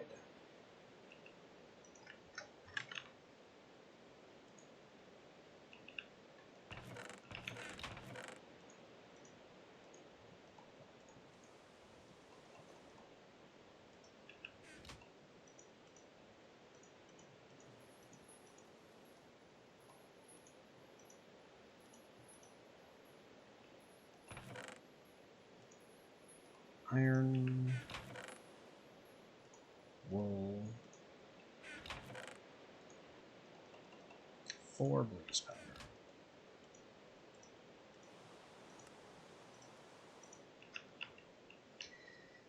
Yep. My ender junk bag was another thing that was destroyed when I got killed by the Divine Avatar 10 times.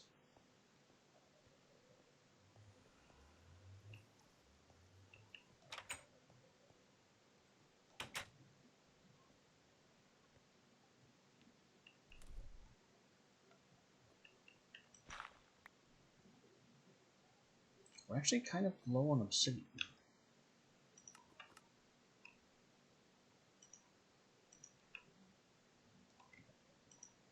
I guess if I wanted to solve that, I should have brought a bucket of water. I don't know why that door is even still there at this point. The area is so carved out that the door itself is a joke.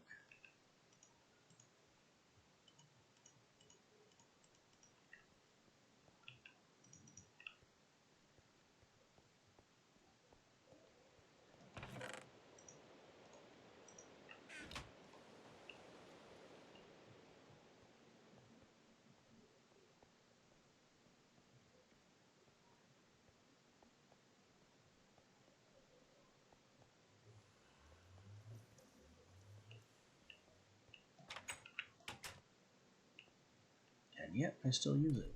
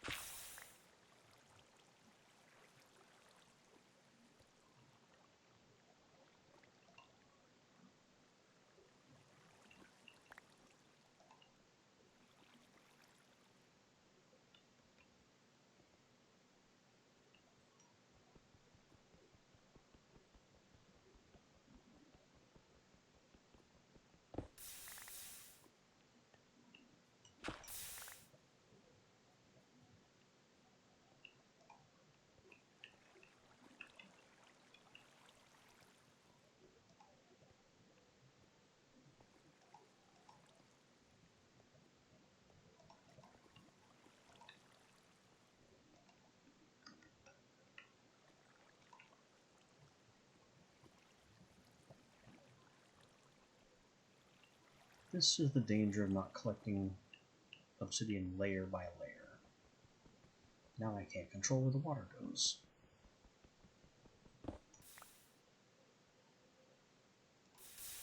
And now we have this happening.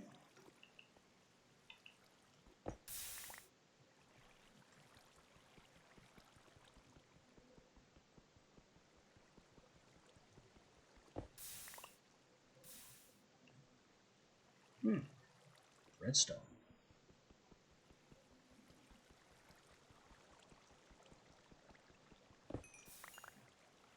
Uh-oh. Give me that before it becomes smooth stone.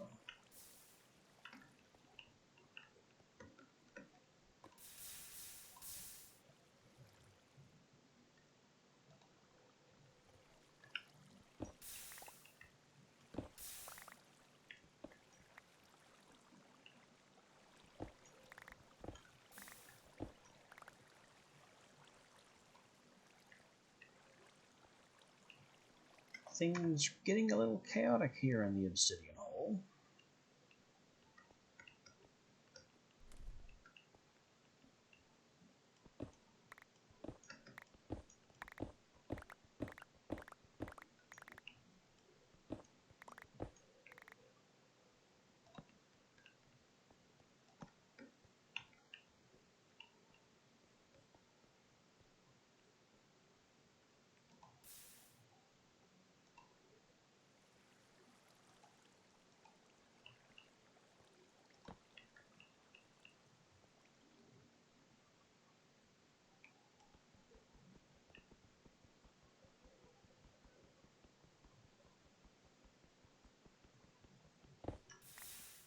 just a little strange and unpredictable.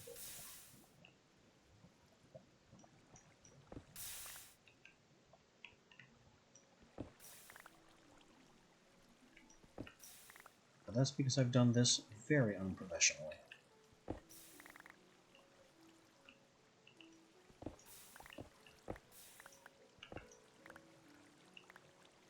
I tried to save a little time, and with the effort involved in being lazy, I managed to cause myself a lot more problems than were solved.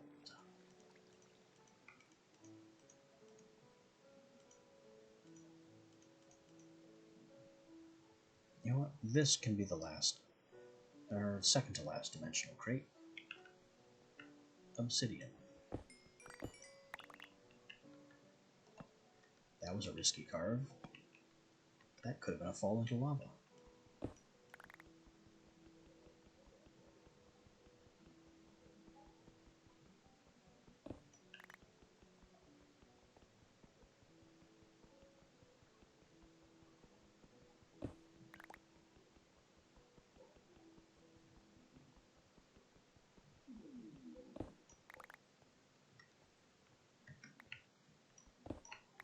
Speaking of lava, hello lava.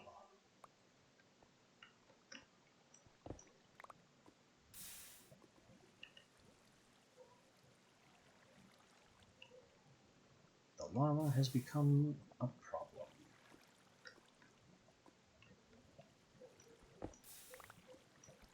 There we go. Problem semi-solved?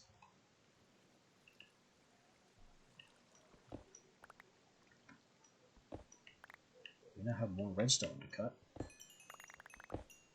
That's always good.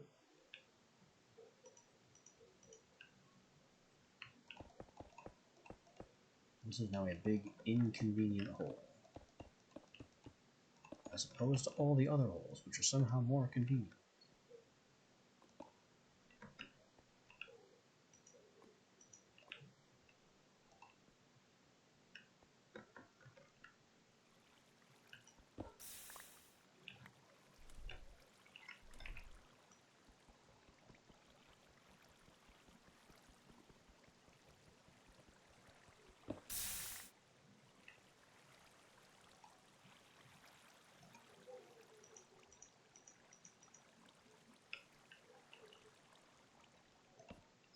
The obsidian's getting a damn good run, though.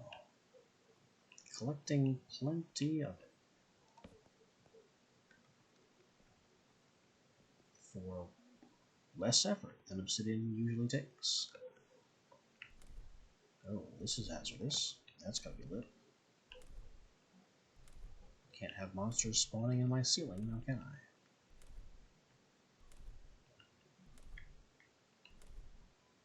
I had wondered where those random skeletons kept coming from.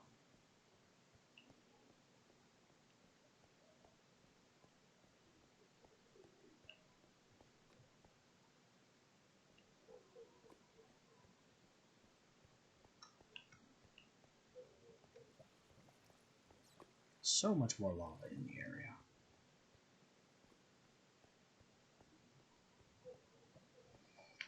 I should be happy for all this lava and make a tank for it.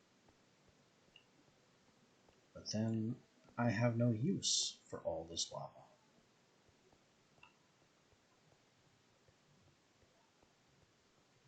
Once I have a bulk tank of lava, I suppose I could then build a steam generator. But why? It's the same basic thing as the... Excuse me. You are trespassing. For that I will take your riches.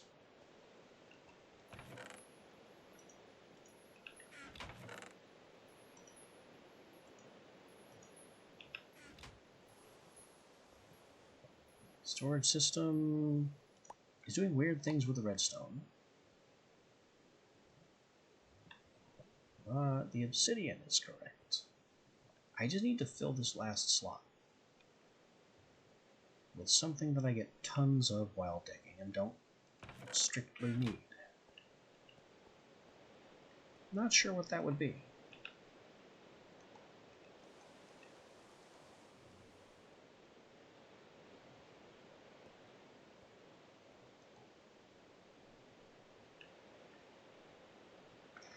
This needs to be turned off before I start messing around with machinery. And maybe I can get away with using the wrench? Oh yeah, Instapop. Much faster than by... That was so much faster than pickaxing it. It's almost like that's the intended way to do it.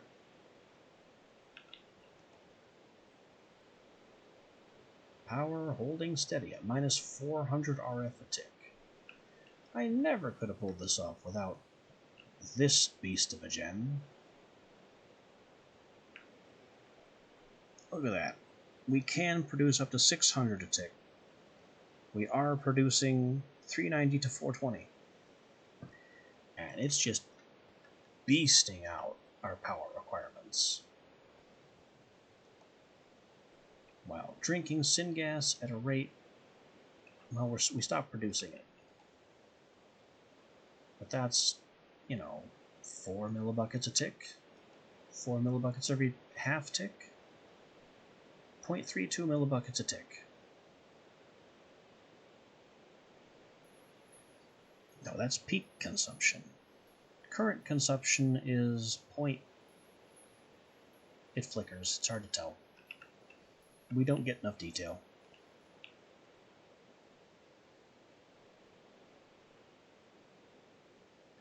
Point being, we are in good shape on everything.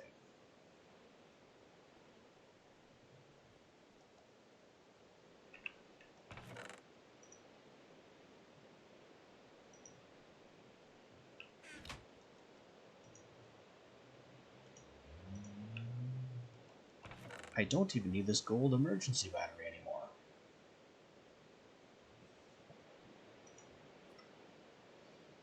Which means it could be emptied?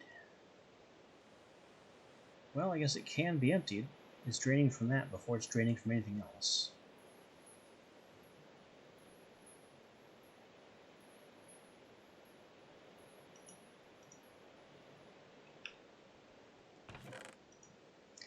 And if I get another one of those, I could improve, improve a solar panel? As borderline pointless as that would be.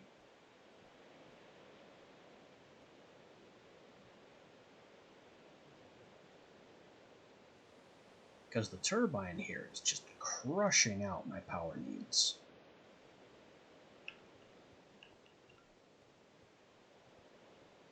So there really is no call for any more of these RF batteries.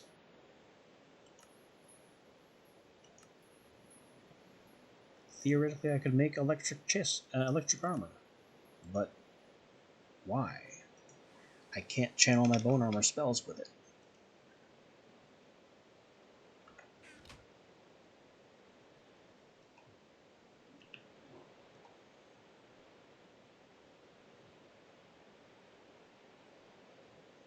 And the electric centrifuge remains too darn slow.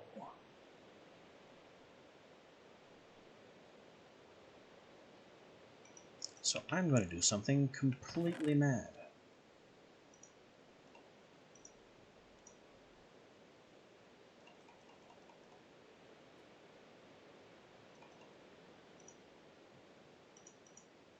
Completely mad, I tell you.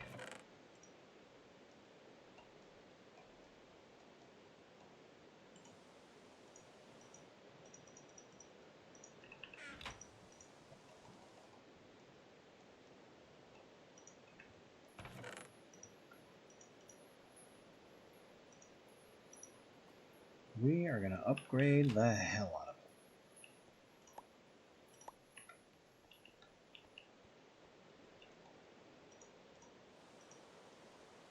it. I need a chip.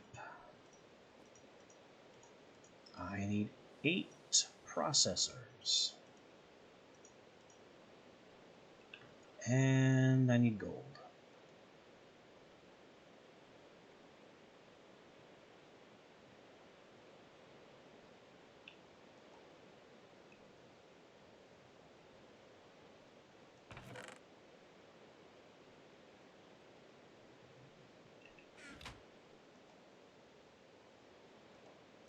Let me have 3 of these.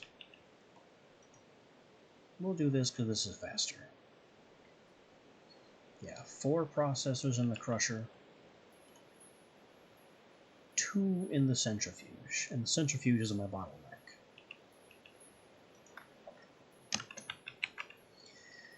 Also, still need a control upgrade, so the lever on top of it works.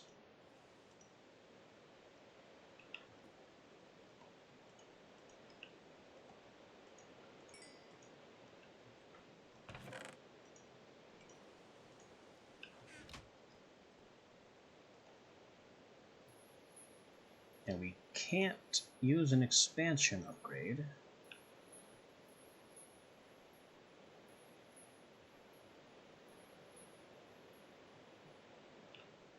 because that would interfere with the way it runs.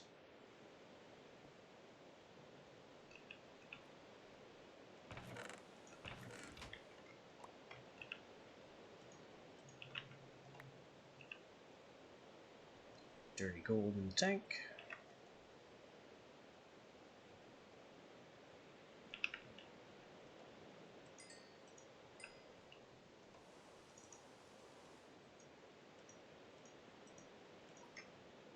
Six hard drives.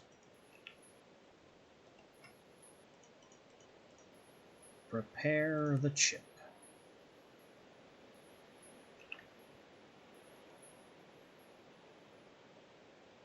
Current RF out -200 a tick. Does that mean we're gaining? I don't think this thing knows math.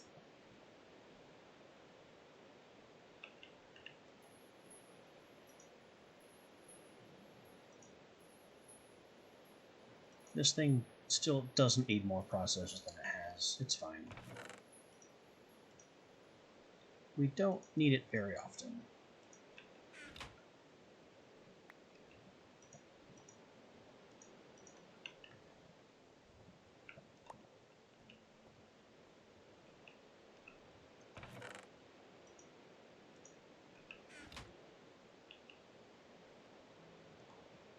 Just cook Mr. Chip for us.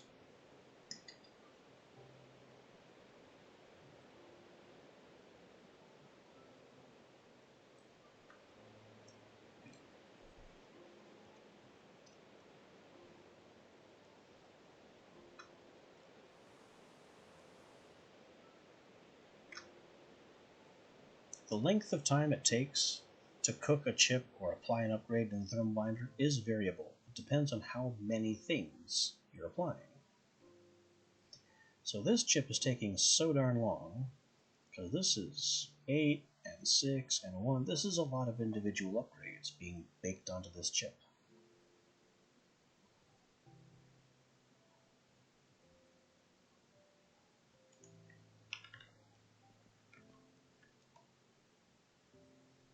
Fortunately, we are still not outstripping our power production.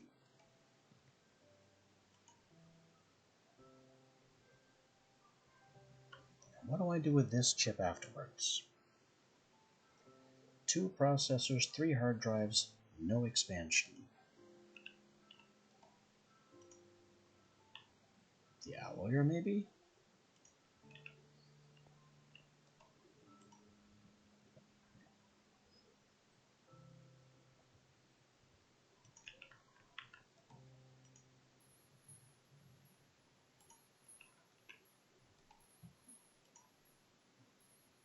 I could put it here. Burn the waste lava even faster. I could put it here.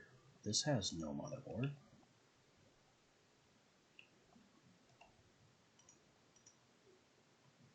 Alright. Electric centrifuge at 200 RF a tick is going from 2 processors to 8.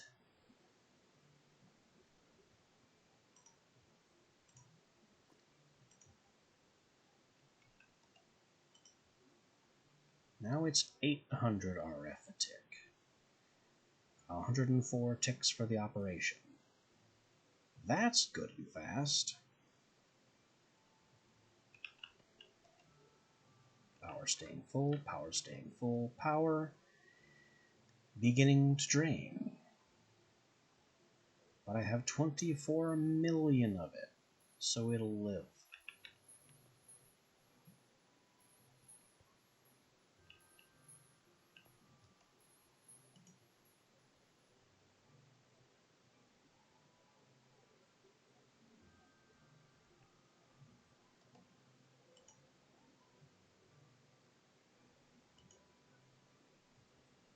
Which of these two devices gets the spare chip now?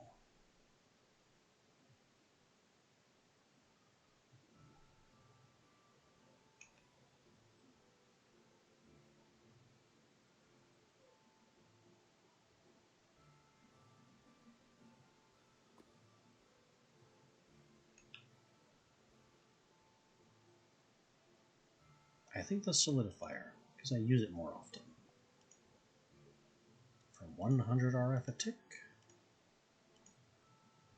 to a much bigger power well to 200 RF a tick.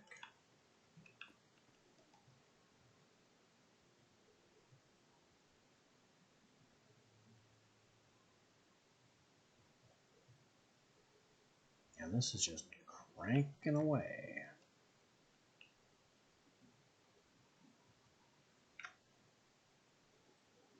I might want to get another turbine on this one.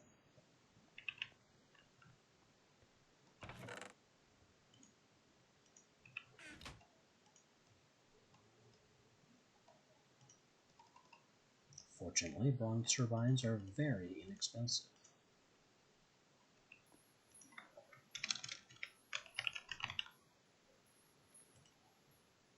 Except for this part.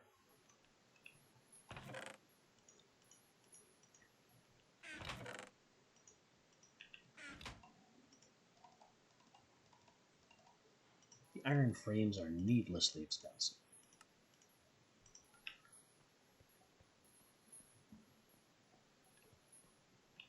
But in terms of the actual bronze, it's all fine. Now I can hammer out 800 RF a tick.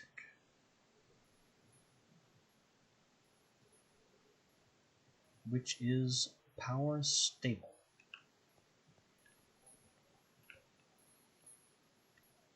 We could go higher still.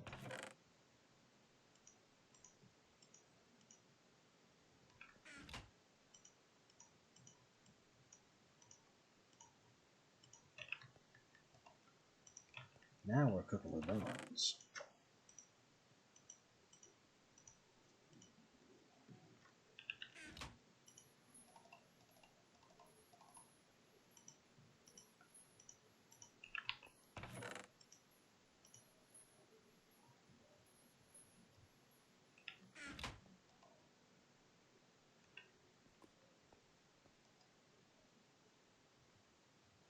That's over 8 buckets of molten coal, so I can't even take all of it.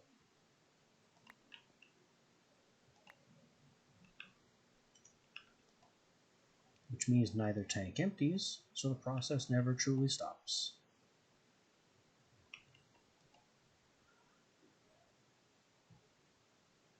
Now we are burning so much power at once that things are actually flickering and straining.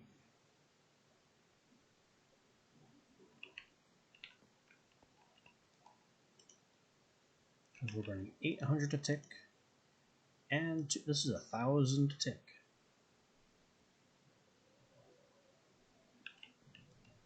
Well, 1,040 per tick. But let's not split hairs.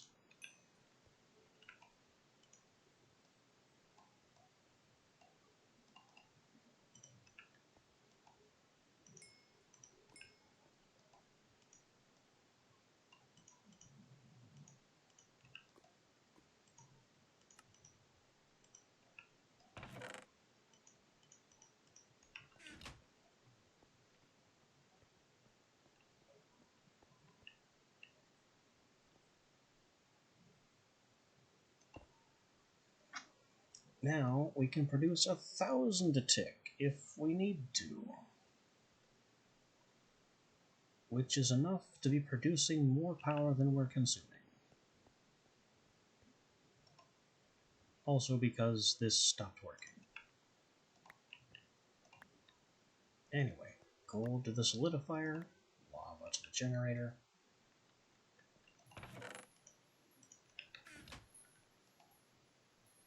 Generator producing 80 a tick. It's going somewhere. Don't ask me where, but it's going somewhere. And the solidifier, with its 2 processors, is just translating all this to gold blocks.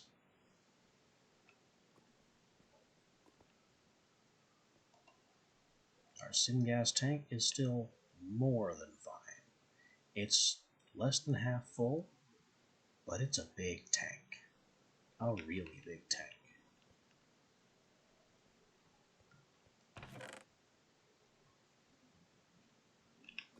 I could give some more diamond axes to this thing outside, because it's out of axe again. But frankly, why?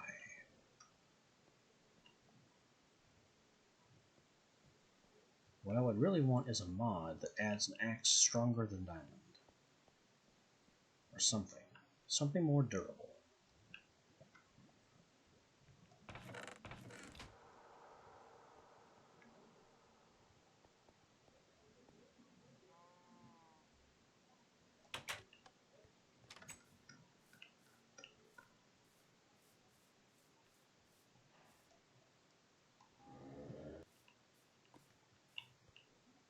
Ten, 10, 7 predatory. Also, kind of wonder what this does, if anything. I am a disembodied soul. I am in the Soul Ripper. It doesn't do anything. Frankly, I'm a little disappointed I can't turn myself into Player Stone.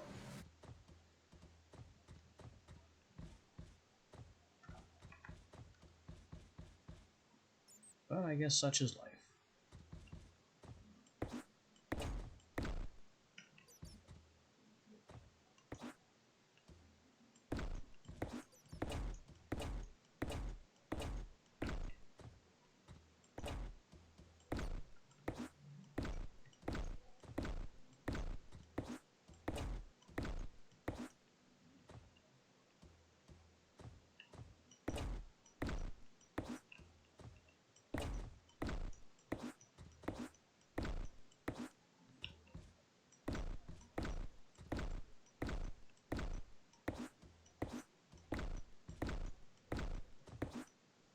This thing is like the last word in Cobblestone Collection.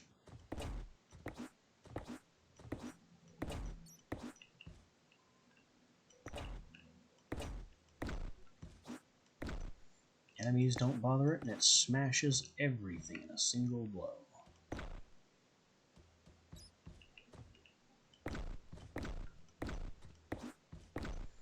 The only drawback is that it's awkwardly large.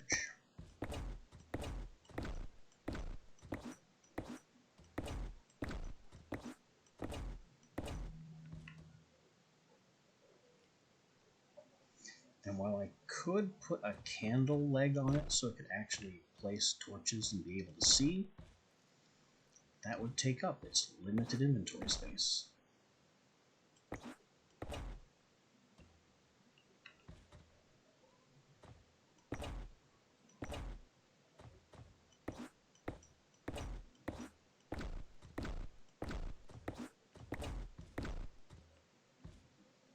So instead I'm just going to rely on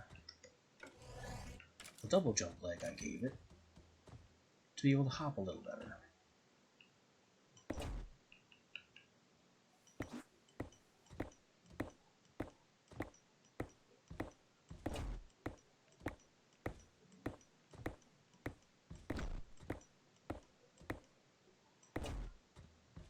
My concern is if I start seeing dropped stone.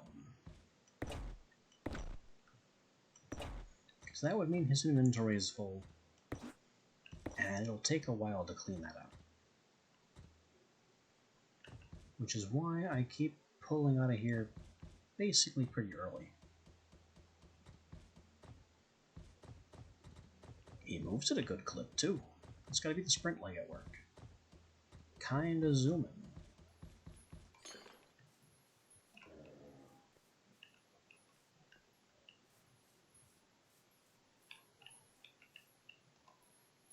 We've got iron, we've got copper, and we got a lot of junk. I came out of that hole at just the right time.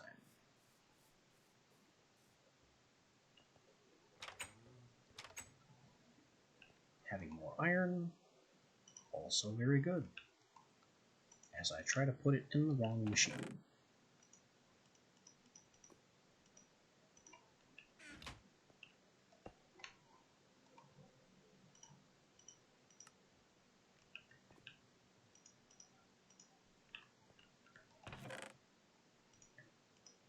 Our gold stock is now excellent. Our iron stock is soon to follow, because now we have the power production and throughput and transfer rate to very, very comfortably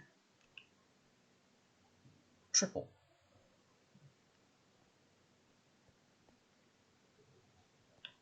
No need to wait, no need to worry. We just kind of have ore tripling.